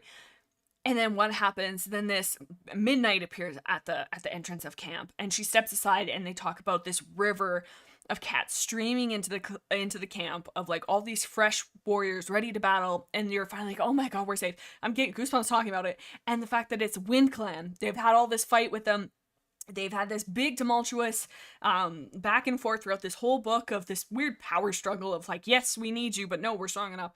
And then to see them coming in, whoo, man, I was just like, oh, that is, I don't know. There's something about them like, oh, that is so cool. Like, I love that. It's always a jump scare when you swear on accident. It doesn't sound right from your voice. That is, and you know what? Here, I'm gonna break the facade here. I am a little bit of a potty mouth in real life. So it's, I would try not to go on stream because I'm trying to keep it accessible, but sometimes they come out, especially high passion. I don't like audiobooks. The voices always suck, says the one and only. You know, the what is his name? Andrew McLeod. No, is that the author or the illustrator? The one guy, I'm not a fan. There was a girl that I was listening to and I really like. Her voice. Wildflower says, as much as I love talking to you, I don't mean this to be rude, but how long is they're like, okay, wrap it up, lady. No, I'm just joking. I'm not sure. I'm just kind of yapping. It depends. It normally is about 1 hour to 2 hours. Also, quick, everybody in unison, everybody jump on Moon and put her and hold her into the sky. Put her in air gel. Quick, Moon. I love swearing. I'm so bad for it. And it's like, it's like you put on the filter, like when you're going to grandma's house of like, oh, I gotta smarten up. But sometimes it just slips out. Okay, also, gang, I didn't realize okay, a little bit of a trigger warning here going forward. We're about to talk about Sootfur's death, and it's pretty brutal, and I would like to go into how horrifying it is. So if the whole thing with Sootfur, or the whole thing with, brutal deaths, I don't know if YouTube's gonna be mad at me for this, but if that's something you're not comfortable with, please know I'm about to go into this. So like, yeah. So I'm giving you your warning now. I'll give it a minute, but I want to talk about Sootfur and how terrifying that is actually. Okay, so for Sootfur. So everything is going sideways. The Badgers are there. Everybody's getting punched in the head. They're fighting, blah, blah, blah. And now, they're trying to get Daisy and Fern Cloud out of the nursery and get them to a safe place. And you can hear the screaming, battling in the background as there's, just so many Badgers, fighting these cats. And it's like a losing battle, essentially. And so they get to the point where they're climbing up. I don't know where, they're somewhere, but they're escaping through, I think, how Leafpool escaped. So they have to jump and climb up and over. And Squirrel Flight's about to go, and she hears the scream, and she looks over, and it's a cat, obviously, and it's Sootfur, and she's talking about how Sootfur is screaming in pain, and he's dragging his body along the ground, just so messed up from pain that he can't even recognize what's going on. He is just in agony. And so she goes up to him and she's like come this way kind of thing, and she nudges him towards where he needs to go, and you can hear the Badgers coming behind him, and she's like, okay, to get out of here we have to climb. And he stops. He's like, I can't climb. And then Squirrelfly's like, well, you have to. And then he's like, both of my legs are broken. And it's that moment of, oh my god, because not only when you think about it, of you are in a position that you know that there's just I don't know, there was something about it that made my stomach flip of he's sitting there with not able to get up over the cliff, Squirrel Flight also not being able to get him over, and him just knowing that you're gonna perish in this brutal way because both of your legs have been broken and you can't get away is so horrifying. And I'm like, God, warrior cats, could we have a minute of breath, like where we don't traumatize the children? I'm begging you. And then they say like the female badger who comes in, who they had chased out, comes in and locks onto Sootfur. And it's just like that moment where Squirrelfly can't do anything. Wait, Sootfur died on Sunset? Did he? No, he for sure died in this book, didn't he? It was Sootfur, wasn't it? I might be going crazy. Or maybe they but it's Sootfur and Rainwhisker, right? But they're just saying, but it was that moment where he's like, I can't climb. Both of my legs are broken. And I'm just like, whoa. And you like lose all hope. And you're like, oh God, like how, like you're going to die. And he knows he's going to die. And like, there was just something so viscerally. There was just something very, I don't know. I'm just like, man, just like knowing that this animal is gonna come and maul you and you cannot do anything to do about it because, whoa, it's a lot. I'm like, warrior cats, damn. Moon says if you're gonna kill a warrior cat, Sootfur is a really good one to good one to do it to, considering die is the most everything that he does, most of everything he does. They have so many cats that are just like fodder for like brutal battles. We got Rainwhisker, we got Sootfur, we have, I mean, they kind of do it to some of the, like they become, I mean, what did we have?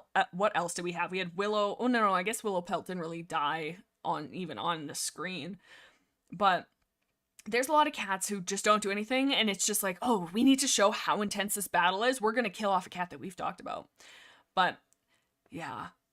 Oh, Sootfur. Yeah, Sharkfin says Sootfur's death was so surprisingly dark. Right, that's what I'm saying.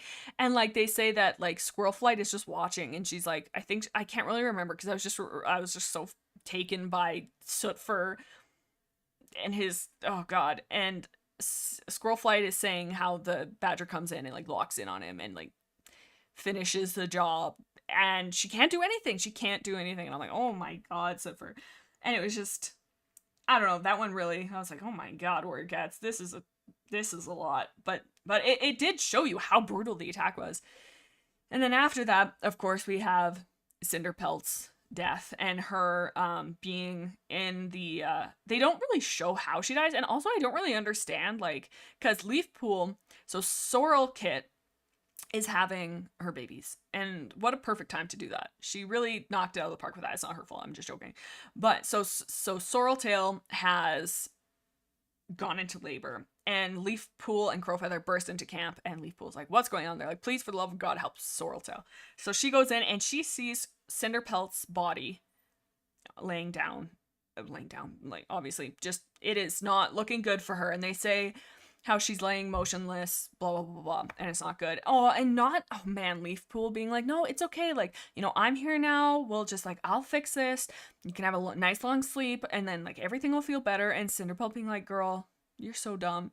But no, actually, I'm just joking, but, like, Cinderpelt, like, and just Leafpool's, like, I don't know which is sadder, her being like having that hope and actually believing it, or just having that hope and trying to convince herself to believe it. Either way is very sad. And but where did the badger go? Like, why? Like, so Cinderpelt was like on the ground and like, you know, this where. And then Sorreltail's just still giving birth. Maybe I wasn't paying attention, but where did that badger go? Like, were they just like, oh, I'm just gonna, you know, give you a little knock around, leave, and they'll come back for you later. Watch it. Lazy medicine cat, help me give birth. Stop sleeping. Shake my head. I mean, and poor Sorreltail just kind of looks at her, and they're like, Leafpool walks in, and Sorreltail is having spasms that are racking her body. And then also Cinderpelt's over here, dead, I guess. And I'm just like, where the heck did the badger? And again, maybe I missed that. Badger scared away by pheromones is like, ooh, babies. Ah. He's like, I have a favorite commitment. And he runs out. Poor guy. Not actually poor guy. He killed Cinderpelt, and so I will kill him back. But okay, so I have a thought, and I'd like to know your guys' opinions, because I can't decide which I like better more. So before Leafpool and Crowfeather come back, we have that scene, obviously, where we see Midnight talking to Leafpool and Crowfeather and explaining what's going to happen. And that's when Leafpool and Crowfeather look at each other and they're like, we have to go back. And they go back in the middle of the battle. I feel like I can't decide if that scene would have been better to be looked back on after the fact that they show up. So say they show up I don't know how they would do this though, because it's like we know they're gonna come in and save him in the middle of the battle, but how, like, just if we're in the middle of the battle, we see that Cinderpelt's down and out, we're like, oh my god, Leafpool is gone. Say Brightheart. I think Brightheart is helping Daisy and them, but I don't know where Brightheart is. But like you're like, oh my god, everything is going wrong. We don't have Medicine Cat, Cinderpelt's down and out, and then to have, you know, as cliche as it is, Leafpool come in, walk, like burst into camp and be like, this is exactly when we needed you. And us as the reader being like, oh my god, why are you back? Like, why are you, how did you know to come back? But then afterwards, in a couple chapters, maybe she could like have a flashback or something. So I don't know. But it also like kind of, you also get that when you have knowing the Badgers are coming and having their chapter of them being like, knowing this information and the panic to get back, that's also strong. But I feel like I would have liked it better had we not known they were coming back, but I cannot decide. Oh yes, no, you know what? Moon made of caramel makes a good point. Yeah, you don't want to say your age, grade, anything like that. Honestly, it's just safer to just give out as little information. Like, just don't give out information, in fact. Like, yes, 100%. So definitely not a good, no, we'll keep everything very anonymous. But yeah, so I can't decide if you guys, like, what do you guys think? Because I could see it either way, and I think you get powerful emotions in both directions depending on, I don't know, but I'm like, I don't know, I can't decide what I like better. But they do that trope quite a bit though, of like everything's, I mean, they even do it like shortly after with Wing Clan, so. But they do that thing where they're like, oh, everything's down and out, but oh, the help arrives at the last minute. But I'm such a sucker for that though. Like, even though I know it's coming, I'm like, every time I'm like, ooh, there they come, the heroes. I'm like, yeah. So yes, what other notes do I have? I think that's about it from the notes. I just can't get over, Leafpool fully misunderstanding Spotted Leaf. It sent me into outer space. So Leafpool, God, Leafpool has a weird thing with Spotted Leaf, just like Firestar. Not in like a loving way, but just like a weird like adoration and a weird idolization. It's like, girl, you don't know this cat. I don't know this cat. What's going on? But Leafpool goes to the moon pool before she runs away, and she's like, I need to talk to StarClan, then you have to guide me. So she goes and she sees Spotted Leaf. She's like, Spotted Leaf, what do I do? Like, I don't know here, girl, what do I do? And Spotted Leaf goes, you know what's right. And basically Spotted Leaf is giving her a non-answer because she can't give her an answer, because at the end of the day, it is up to Leafpool. And I mean, StarClan, I prefer it when they're vague, and I wish that they just didn't answer her personally, but that is always my gripe. But Spotted Leaf says something like, follow your heart, or follow, which is so unhelpful, because I mean, what does that even mean? But she's like, you do what's right and blah, blah, blah, blah, and you'll know what to do. And then Leafpool immediately comes out of the dream and she goes, Spotted Leaf literally told me to go kiss Crowfeather right on the mouth. Like, she just had a conversation with me and she told me literally over text. I can show you the text. Give me a second. I just have to craft it. Oops. No, here it is. Spotted Leaf literally just told me that she thinks that it's better if I was to leave with Crowfeather and never come back ever. So she said that, not me. So my decision was made, and it was made by Spotted Leaf. Bye. And she just like keeps saying like, oh, Spotted Leaf told me to go with Crowfeather. And it's like, and it's funny because obviously it's like, what it is it's what Leafpool really wants in that moment of like, she knows that that's what she wants, but she does not have the push. So she was looking for something to be like, oh, no, this, you should do it. So it's this, oh yeah, okay, like this is what I'm going to do because Spotted Leaf says it. But I just thought it was so funny just how how she takes it and runs with it. It's just like, oh my God, Leafpool, but just so fully putting, yep, nope, Spotted Leaf said, it's Crowfeather time. Frostpatch says, to be fair, that's what following her heart meant to her. And you're so right. And it's like, and again, I think that's what she needed, because I mean, like, she wanted to go with Crowfeather and she had already kind of made up her mind, but her whole being indecisive and her whole decision paralysis was stopping her from pulling that final cord, like was stopping her from like actually doing it. So when she heard Spotted Leaf say follow your heart, to her that was the single spark that finally gave her the quote unquote permission, or she's like, no, yes, this is what I'm supposed to do, because she just needed someone to say, hey, it's okay. But her to grab on, because Spotted Leaf didn't say to go stay, she just said do what you want. And that is what, but it was how far she leaned into it, and wasn't like, Spotted Leaf said I should follow my heart. Well, I think she does say that, but like, she's like, oh, you know, like, blah, blah, blah. She doesn't work through it. She's like, no, I'm gonna go. Spotted Leaf said I should follow Crowfeather. It's just, I think it's funny. And I mean, like, it's so real. Like, I mean, I know that I do that too, like, where I'm like, I'm looking for advice, and I know there's like an outcome that I want to do. I'm like, this or that. And I'm like, I ask them, and I'm like, oh, what do you think? Obviously, talk to your trait, don't do this. But like, sometimes, like, if you're like anxious or something, yeah, and they're like, oh, you should do that. And you're like, okay, yeah. They agree. Yeah. So, if they wanted to be vague in that situation, they are responsible for it. I will not make excuses for StarClan.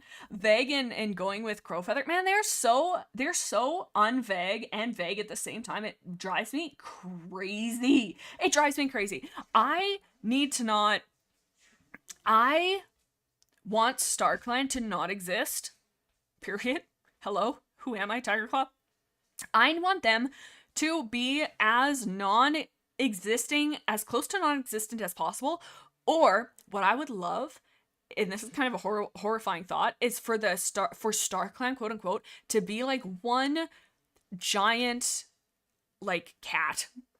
Maybe not like actually, but like just it's not individual cats in StarClan, but like when a cat goes to StarClan, it kind of becomes part of StarClan. It's not an individual cat anymore. It just becomes the whole of like the theme of StarClan. And so when we get these individual cats, it takes away so much power. And anytime a character dies, Cinderpelt dies, and not even a chapter later, she's talking to Leafpool from StarClan, because like she's like because she finished the Sorreltail gave birth, I think, at this point, and Leafpool's like, or maybe she was just about to, I can't remember. But Leafpool's like, oh my god, blah, blah, blah, blah. And then she's like, all of a sudden I got a sweet smell around me. It's like, okay, there's Spotted Leaf's calling card.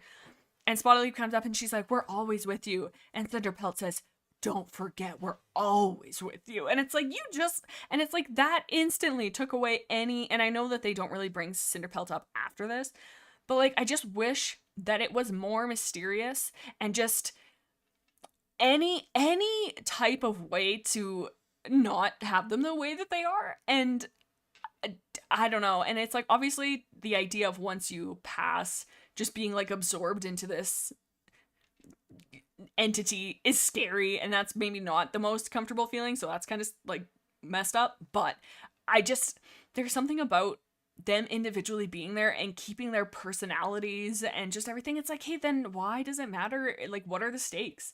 And it's like, yes, I get that you can like get ultra when you get killed in StarClan. I don't know. I don't like the way StarClan's done. I could have stayed in the conversation 3 more minutes and been like, okay, but what if Badgers attacked? Do you still want to date him then? But then they wanted that girl pregnant. I see through their bull crap. Oh my god, they're BS. Sorry, Blixemi. No, that's okay. Don't worry. I got you. I just like, oh my god. And they really, they go about the whole, oh, okay, we gotta be careful with spoilers. I want to talk about so much, but I'm like, where's the line? Okay, we'll put a pin in that, because I have thoughts on that whole thing.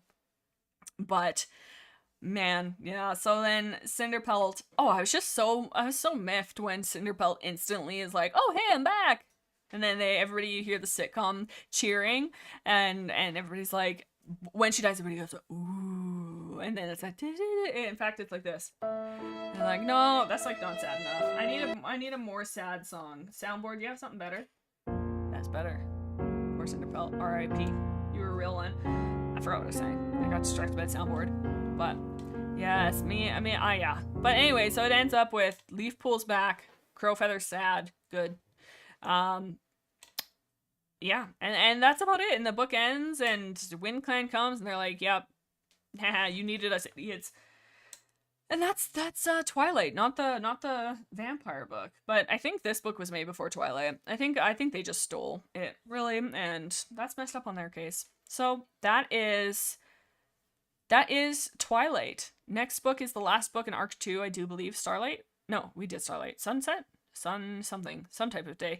Man, also, why did they name them the way that they did? Hold on. Does it follow Warrior Cats, the new... Like, I don't think they follow, like, the way that time works, do they? The new prophecy. Yes, please. Okay, so it goes... Get out of here. Goes midnight, moonrise, dawn, starlight, twilight. Okay, so I guess it... No, it doesn't. No, it doesn't. Because first you're in midnight. Okay, it's the 12th hour. You're in midnight. Then moonrise. Okay, so it's the start... It's the start of the middle of the night. Then dawn comes, so the day's starting. But then we go into starlight. Hello? So would it not be like, instead of dawn, would it not be like the morning? Why are we seeing stars in the middle of the day? But then it goes to twilight. Okay, so we follow it back where the sun is going down, but then it goes to sunset. But doesn't sunset set and then twilight happens? Or do I have that backwards? I actually don't know. I can't, no, I feel like it's, because shouldn't it go dawn in terms of name, not the actual book order? But no, actually I kind of like them starting at midnight. So midnight, moonrise, starlight, dawn, sunset, twilight feels more sense. Or maybe sunset should be last. I don't know, but it seems what an odd like a way to put those in order. Did you already get forced to talk about Squilf and Bramble making up randomly because badgers hit them? Oh my god, Moon, I did, and I was just glazing how much I liked it. Cake, oh my god, me getting here too late to see any conversation about Bramble. Moon, I'm so sorry. Okay, Moon, here, this is where I don't know, I feel like, I'll go over it real quick. You know, I think... I'm not a huge Brambleclaw fan going forward, but I think that the way they did that, I did like how they got back together, because the reason I say that is not the badger thing, is because when Leafpool goes, and I'm sorry for you guys who've heard this twice now, but when Leafpool goes, Squirrelflight is like, oh my god, like, she's like, how could Leafpool do this? And then she goes, well, I don't know, like, she loves him so much, I guess I don't understand. Would I do that for Ashford? And she's like, no, like, I wouldn't. Absolutely not. But then she's like, would I do it for Brambleclaw? And she's like, I don't actually know. Like, I don't know if I can answer that. And just her having that slow realization. And then after that, when she goes to Wind Clan to go find Leafpool, Brambleclaw shows up. And she's like, mad that he's there. But then she's like, you know what? I feel so comforted by the fact that he's there. And her slow realization of being like, okay, hang on. Maybe this is, I don't know. I like that. I think... I can't, man, I was so focused on Leafpool, I kind of forgot about Squirrelflight and Brambleclaw at the end. But I feel like the little pieces were sprinkled in there to, like, see that, or make Squirrelflight, not make Squirrelflight, but have Squirrelflight kind of come to this realization of she does love him. And, like, I don't know, in Arc 1, I like Brambleclaw. I'm a kind of a Squirrelflight, I don't know, I just didn't love her whole situation with Hawkfrost. I thought it was a little ridiculous. And it's like, and like I was saying earlier in the stream, it's frustrating because she was right. But she didn't know, like, that she didn't know she was right up until this, I don't know. It's fine if you ignore that he was treating her especially badly and punishing her, and punishingly all book long. That's, you know, was he? Because, like, he was being cold, and they, you know, and I'm not saying, like, that's okay. And obviously when it comes to, like when you're going through something like that, obviously it's and because I can't really remember what he was doing, honestly, but like, obviously if you're treating them poorly, and you know what, he does go after them for, I'm gonna get you, oh god, he does go after her and Ashfur, and does take it out on them, and I'm not saying that that's like fine, but like, I don't know, like at the, and again, maybe this is where I'm a problem, but Squirrelflight is not so kind, and not that I'm saying it's justified for him to do it in return, but I don't know, I just cannot get over her thing with Hawkfrost. Like, I just can't. Like, yes, she doesn't trust Hawkfrost, but just her, like, I don't know, like, yes, your sister is a strong bond, but like, it's just her just completely going with that 360 to be like, no, Brambleclaw, you cannot talk to Hawkfrost.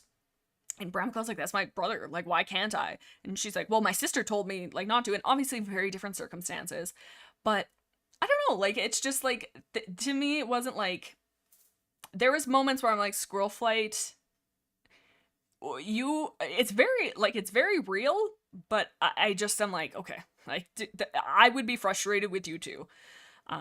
But yeah, I don't know. I like how they did it. And I like that it wasn't due to Ashfur at all, because I would have been mad. I would have been like, oh, that's no fun. So I think it would have been gross. Not gross. That is not the word I wanted. But like, had Ashfur done something and like pushed her back to Brambleclaw, I feel like that would have taken so much power out of it. So the fact that it is Squirrelflight who's like looking at it and realizing this, and obviously things go a little sideways later, but up until this point, yeah. Gat. Oh, I'm gonna say this. Gatton? We'll just go with Gatton. I'm so sorry. Says, Crowfeather doesn't really love any of the she-cat. He just wanted descendants to spread his beauty. Yeah, what is in the freaking Crowfeather water? I'm telling you, everybody's like falling over backwards for the guy. He's so angsty. He's so angsty. Ew, Crowfeather. I don't know. Apparently he's just a handsome fella. But, oh my god. Yeah, and I think, what, do I have anything left in my notes? I've decided in my headcanon now that Daisy is so extremely Scottish, and that makes me love her so much for some reason. Crowfeather and Leafpool being super uncomfortable and awkward, also good. Yeah. I think that's it. That is it. But yeah, that was... we just talked about this Twilight.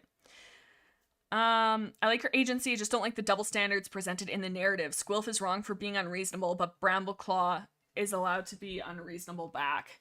No, and you know what? They're so, not to get on my soapbox, me pulling my soapbox out, they're so bad for that for female male characters. Holy moly, are they just atrocious for... And no, I don't want to be that person, but I feel like so often they turn it into the women are being unreasonable, and like it's a typical thing for, like, you know, they're overreacting, blah, blah, blah. And then dudes are like just so, like, I don't know, and it's a human thing to like be, when there's big emotions like that, when there are things going on, obviously you're not going to react in perfect logical and like leveled and thought out ways. Lord knows when I'm upset, scared, angry, especially when it comes to somebody that I'm super like close to, I'm not in my rational mind. Like, you know what? Like you just can't be, because I mean, emotions are so strong. So it's like, I'm not saying that like the way that Squirrelflight was behaving was necessarily, like, it was very real. But I just don't agree with it. And so that's why it's like, I'm not saying that she can't feel like that.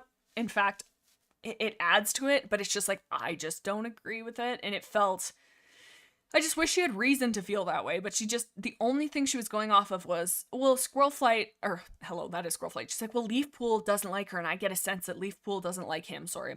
Like, had they had him, I don't know. That's just, I don't know. Squilf says, don't talk to your brother, and starts avoiding him when he doesn't listen. But when he's mad at her for that, he starts to actually taking motions to punish her and scold her for unrelated. Oh, you know what? He does. And him, because like, Squirrelflight and Ashfur are like throwing moss balls at each other, and Brambleclaw saunters in like such a jerk, and he's like, if you have time to do that, like you two are warriors, like you shouldn't be behaving like kids. And Ashfur's like we're just having some fun, bro, like chill. And he's like, rah, and he's all angry. But I don't know, because Squirrelflight does more than starts avoiding him. Like, she's constantly, like, when she's like, don't talk to your brother, she's making these snarky little comments on the side, and she's like looking at them, and she's like, every time they're doing something, like, she's just sitting there like glaring at them. Not saying that is like a reason to be an asshole or a jerk, or like to be so like just crappy, but I also think it wasn't her just washing her hands of the situation. Like, I think she was like looking at it and like being like, I mean, she was reacting because she was in love with the guy, and like, she's upset. So it's like, it makes sense why she would act like that. Even if she's being unreasonable, his negative reaction to her breaking up with him is much crueler than her treatment of him. You know what? I will agree with you on that. Like, I think the whole, because really and truly at the end of the day, when it comes to relationships, both sides have the agency and the permission to end a relationship when they see fit. If they're not comfortable with it for any reason, if there is like, there's something going on that they do not want to continue the relationship, it is their 100% right, and the decision should be respected. However, that being said, this is not what Squirrelflight did, but I'm just saying, to like add on that, it is not fair to just cut it off and have no reasoning and not be able to communicate that with your partner, or be able to like explain yourself and like say, like, I think it is a cruel thing to just like cut somebody out and like just be like, well, it's just because that's what I feel, right? That's just what I want to do. But you also have the right to, but it is so cruel to do that to a person. And I think that it is not fair, if that makes sense. But you also shouldn't be forced to stay with somebody. Waxy says, hey, I'm back, Waxy. Writing some things for my character Cypress Star. I like the double S's. My boy lost a life. Anyway, I think the fandom really oversimplifies the Bramble Squilf relationship, but I agree it's not great. I think I should be careful because I feel like this is such, and I'm not. I look at characters, I'm like, yay, cats. And I'm like, what headcanons can I put them on them? So perhaps what I'm saying is not the most, like, I feel what I want to feel, and then I kind of like am blind to stuff. So I guess maybe I should take a step back and like recognize that a little bit better. But I don't know. Like, I think that you're like, Waxy is right. Like, there is a lot of just black and white, and I think when Moon says, like, when we're talking about the punishment and stuff like that, I guess in my head, when I was reading it, I was like, oh, like, he's upset, like, they're young. Like, at the beginning of the stream, I said it makes sense that these cats are doing things like that because, like, they're young and immature and stuff. But also, you're right, like, that doesn't give you agency to, you know, like, be a jerk and treat them like apprentices just because you're cranky. That, I don't know. And it's just like, but I think it is not black and white. I don't think there is a right and a wrong, but I also do think that there is different, how am I trying to say this? There is different levels of severity in their reactions, but I think Squirrelfly wasn't perfect. Squirrelfly wasn't all perfect. Brambleclaw wasn't all evil, and vice versa. It's not that they're together that bothers me in any way. Honestly, Squirrelf is just a much younger kid than him. He has a lot of power over her and wields it, you know.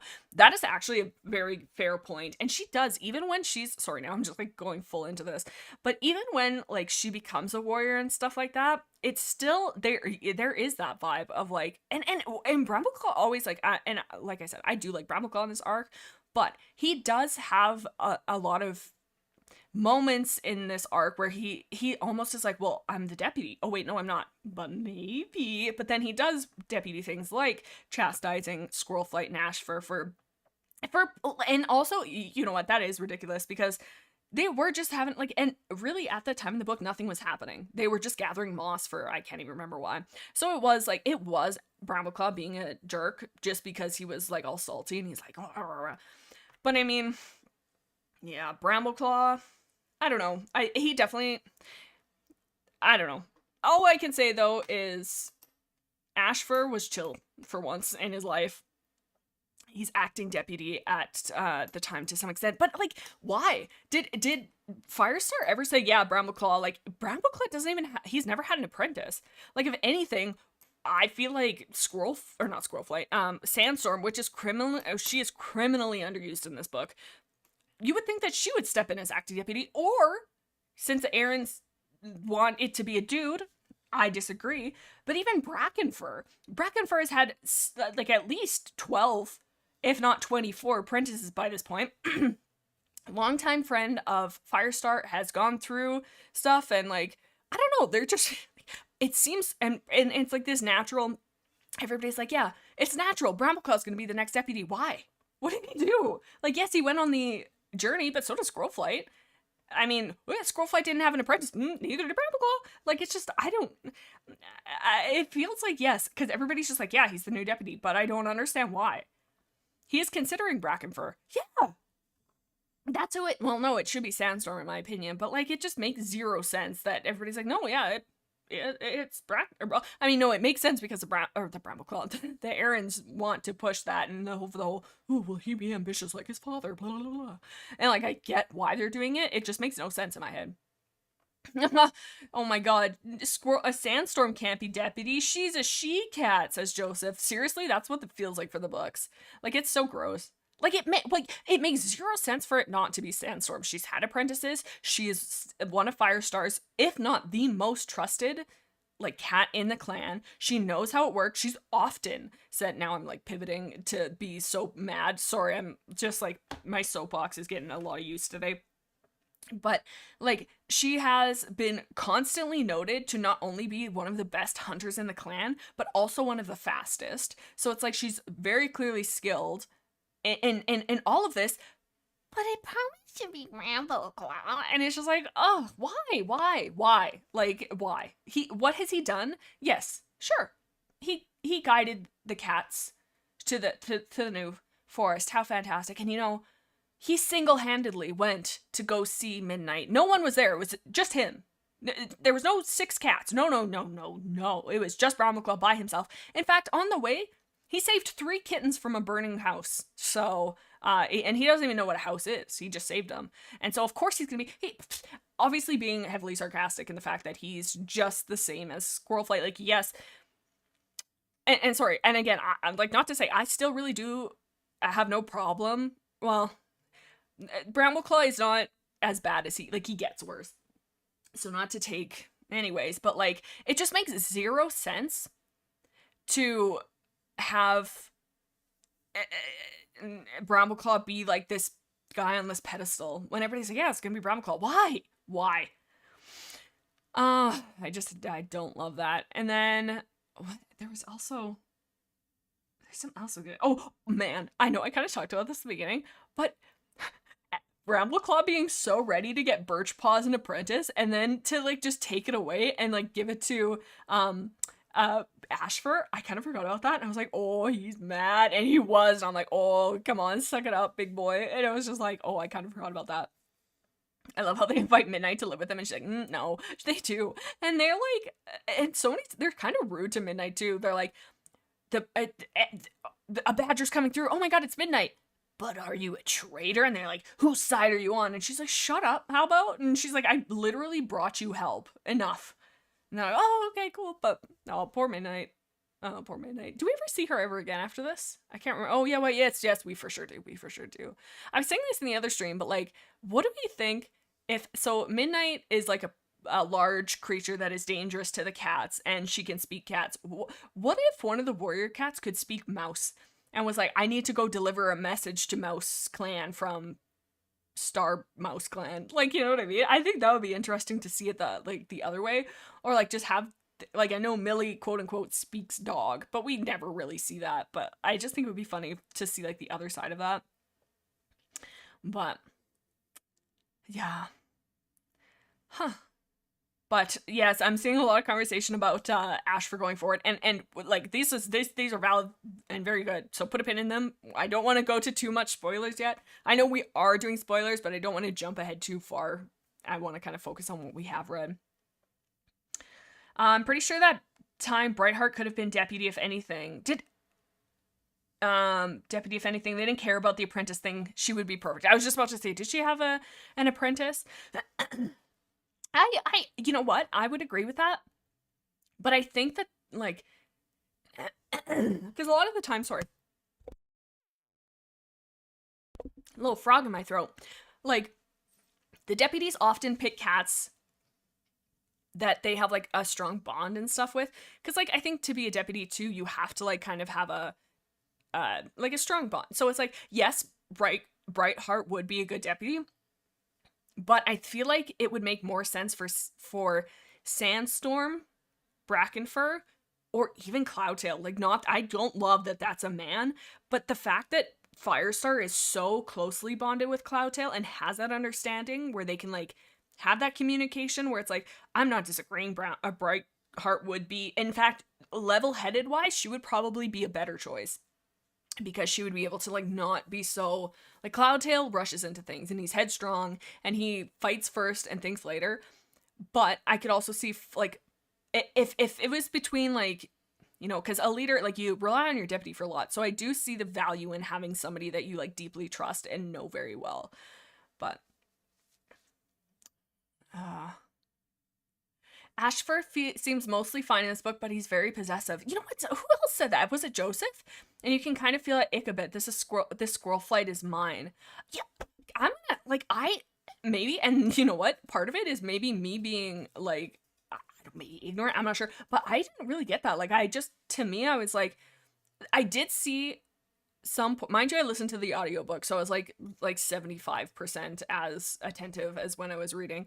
But like, because when the badger comes, I know that when they're first fighting the badger, Ashford jumps in and like saves her a couple times, and Squirrelfly says like, I can hold my own, kind of thing.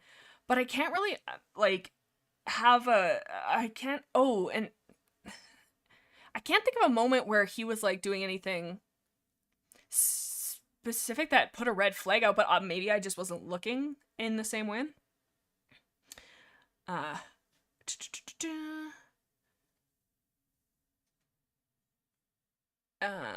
Oh my god, Light, Hope, Legends.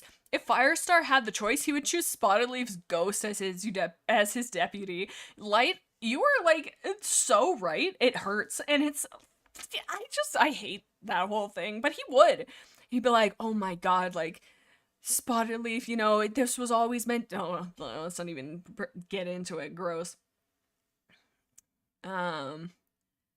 She's a kid.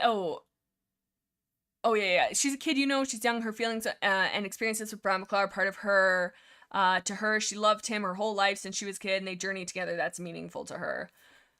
And that's, I think, well, I don't know. I don't want to get all the way back into it, but I think that's part of the reason why the Hawkfrost thing seemed so out of left field. Of like, and I get that she's young and that she's like making decisions from a place of like high passion and stuff like that, but like I just don't really know, like I don't really fully understand the motivation behind it beyond Leafpool doesn't trust him. And if you're that like close with him, and if you've had all these experiences and like trust him, and they've both like done things for each other on the journey where it's like they obviously trust and respect each other, for then her to look at all of that and be like, oh, you're gonna talk to your brother, like, and just like totally just, and I mean, Brambleclaw did not make it, like, he was not like even willing to compromise. He was like, no, I'm gonna talk to him, not like, mind you, he was only talking to him at the gatherings, but he was not like, you know, I see where you're coming from. He's just like, no, I'm gonna do it. It offers no like helpful communication in it. So, I mean, there is that. But, like, I don't know. It just seemed weird. I just really don't understand. The Hawkfrost situation, to me, is a writing flaw over a character flaw, considering Brambleclaw himself has the same thoughts before she does. And I'm telling you, to fix it, they needed to put one singular scene where they see something. There is something, but they have nothing. And I think that's where I'm so frustrated with the situation. And we were talking about this, like, a little while earlier, but then somebody in the chat had been like, but she was right about it.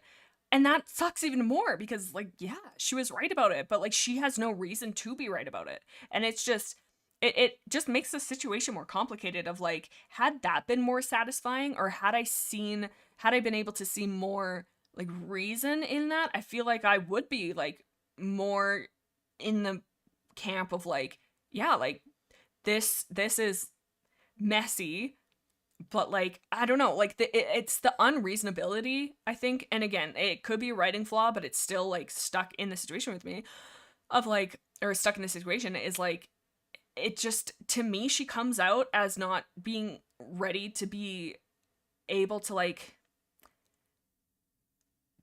no, not being ready, that's not the word, but she's not willing to see it from his perspective, because she knows what she knows, and that's not going to change. But why? Like, if she saw something and she's like, no, he's evil. And I mean, she does later when she hears him talking about, like, oh, well, I was totally with Mudclaw, but this was, like, all, like, before that. And she's like, no, he's evil. But, like, even if they'd seen something, even if he had a moment by himself where he went, ha under his breath and she heard it, something. But no, like, literally, from what I remember, we only hear it, Leafpool being like, I don't trust him. And then getting a weird vibe from him. But, I don't know, that's neither here nor there. Leafpool sees it. She's hiding near the river. Oh yeah, when Mothwing shoves her in the river, spying on Mothwing and him, but Brambleclaw's jealous of Squirrel and Leaf's relationship and attached himself to Hawkfrost out of that feeling, which is so stupid because, and getting back into it, and we still don't have, I mean, Mothwing was right there, Brambleclaw. Mothwing was right there, and I get it's your brother, and like you have that, oh, we all look like Tiger Claw, blah, blah, blah. But man, he's like, the only thing I will say about that, and somebody made this point a couple streams ago of like, yes, because I was saying like, it makes sense that you would want to reach out to your brother and like have that, if you know. But like, you had Tawny Pelt and Mothwing that he like was, well, he I don't think, has he ever talked to Mothwing? But seriously, that's not here nor there. But like, yeah, like he has Tawny Pelt and stuff, so I don't know. It's just quite something. But that is that, and are they like canonically back together by the end of this book? I kind of tuned it out, to be so fair. Yes, Tawny Pelt and Mothwing are right there. But you're right, they're girls, Moon. Okay? Don't be ridiculous. Brambleclaw can't hang out with girls. They have cooties. Ew. I'm furious. Oh, but I seriously am telling you, make Mothwing, if you made Mothwing not Tiger Claw's daughter, her story would not change. The only thing would be is her connection to Hawkfrost. Like, Hawkfrost being her brother is the big thing of like, oh, like she has this. But like, other than that, like, I don't know. It just seems like such a, like, they don't interact at all. What a shame. And like, it's always like, oh yes, my brother, my beautiful brother, my perfect sweet baby bouncing baby brother boy, perfect hero is in RiverClan. And Mothwing, I guess. What's her, isn't her name Mothwing?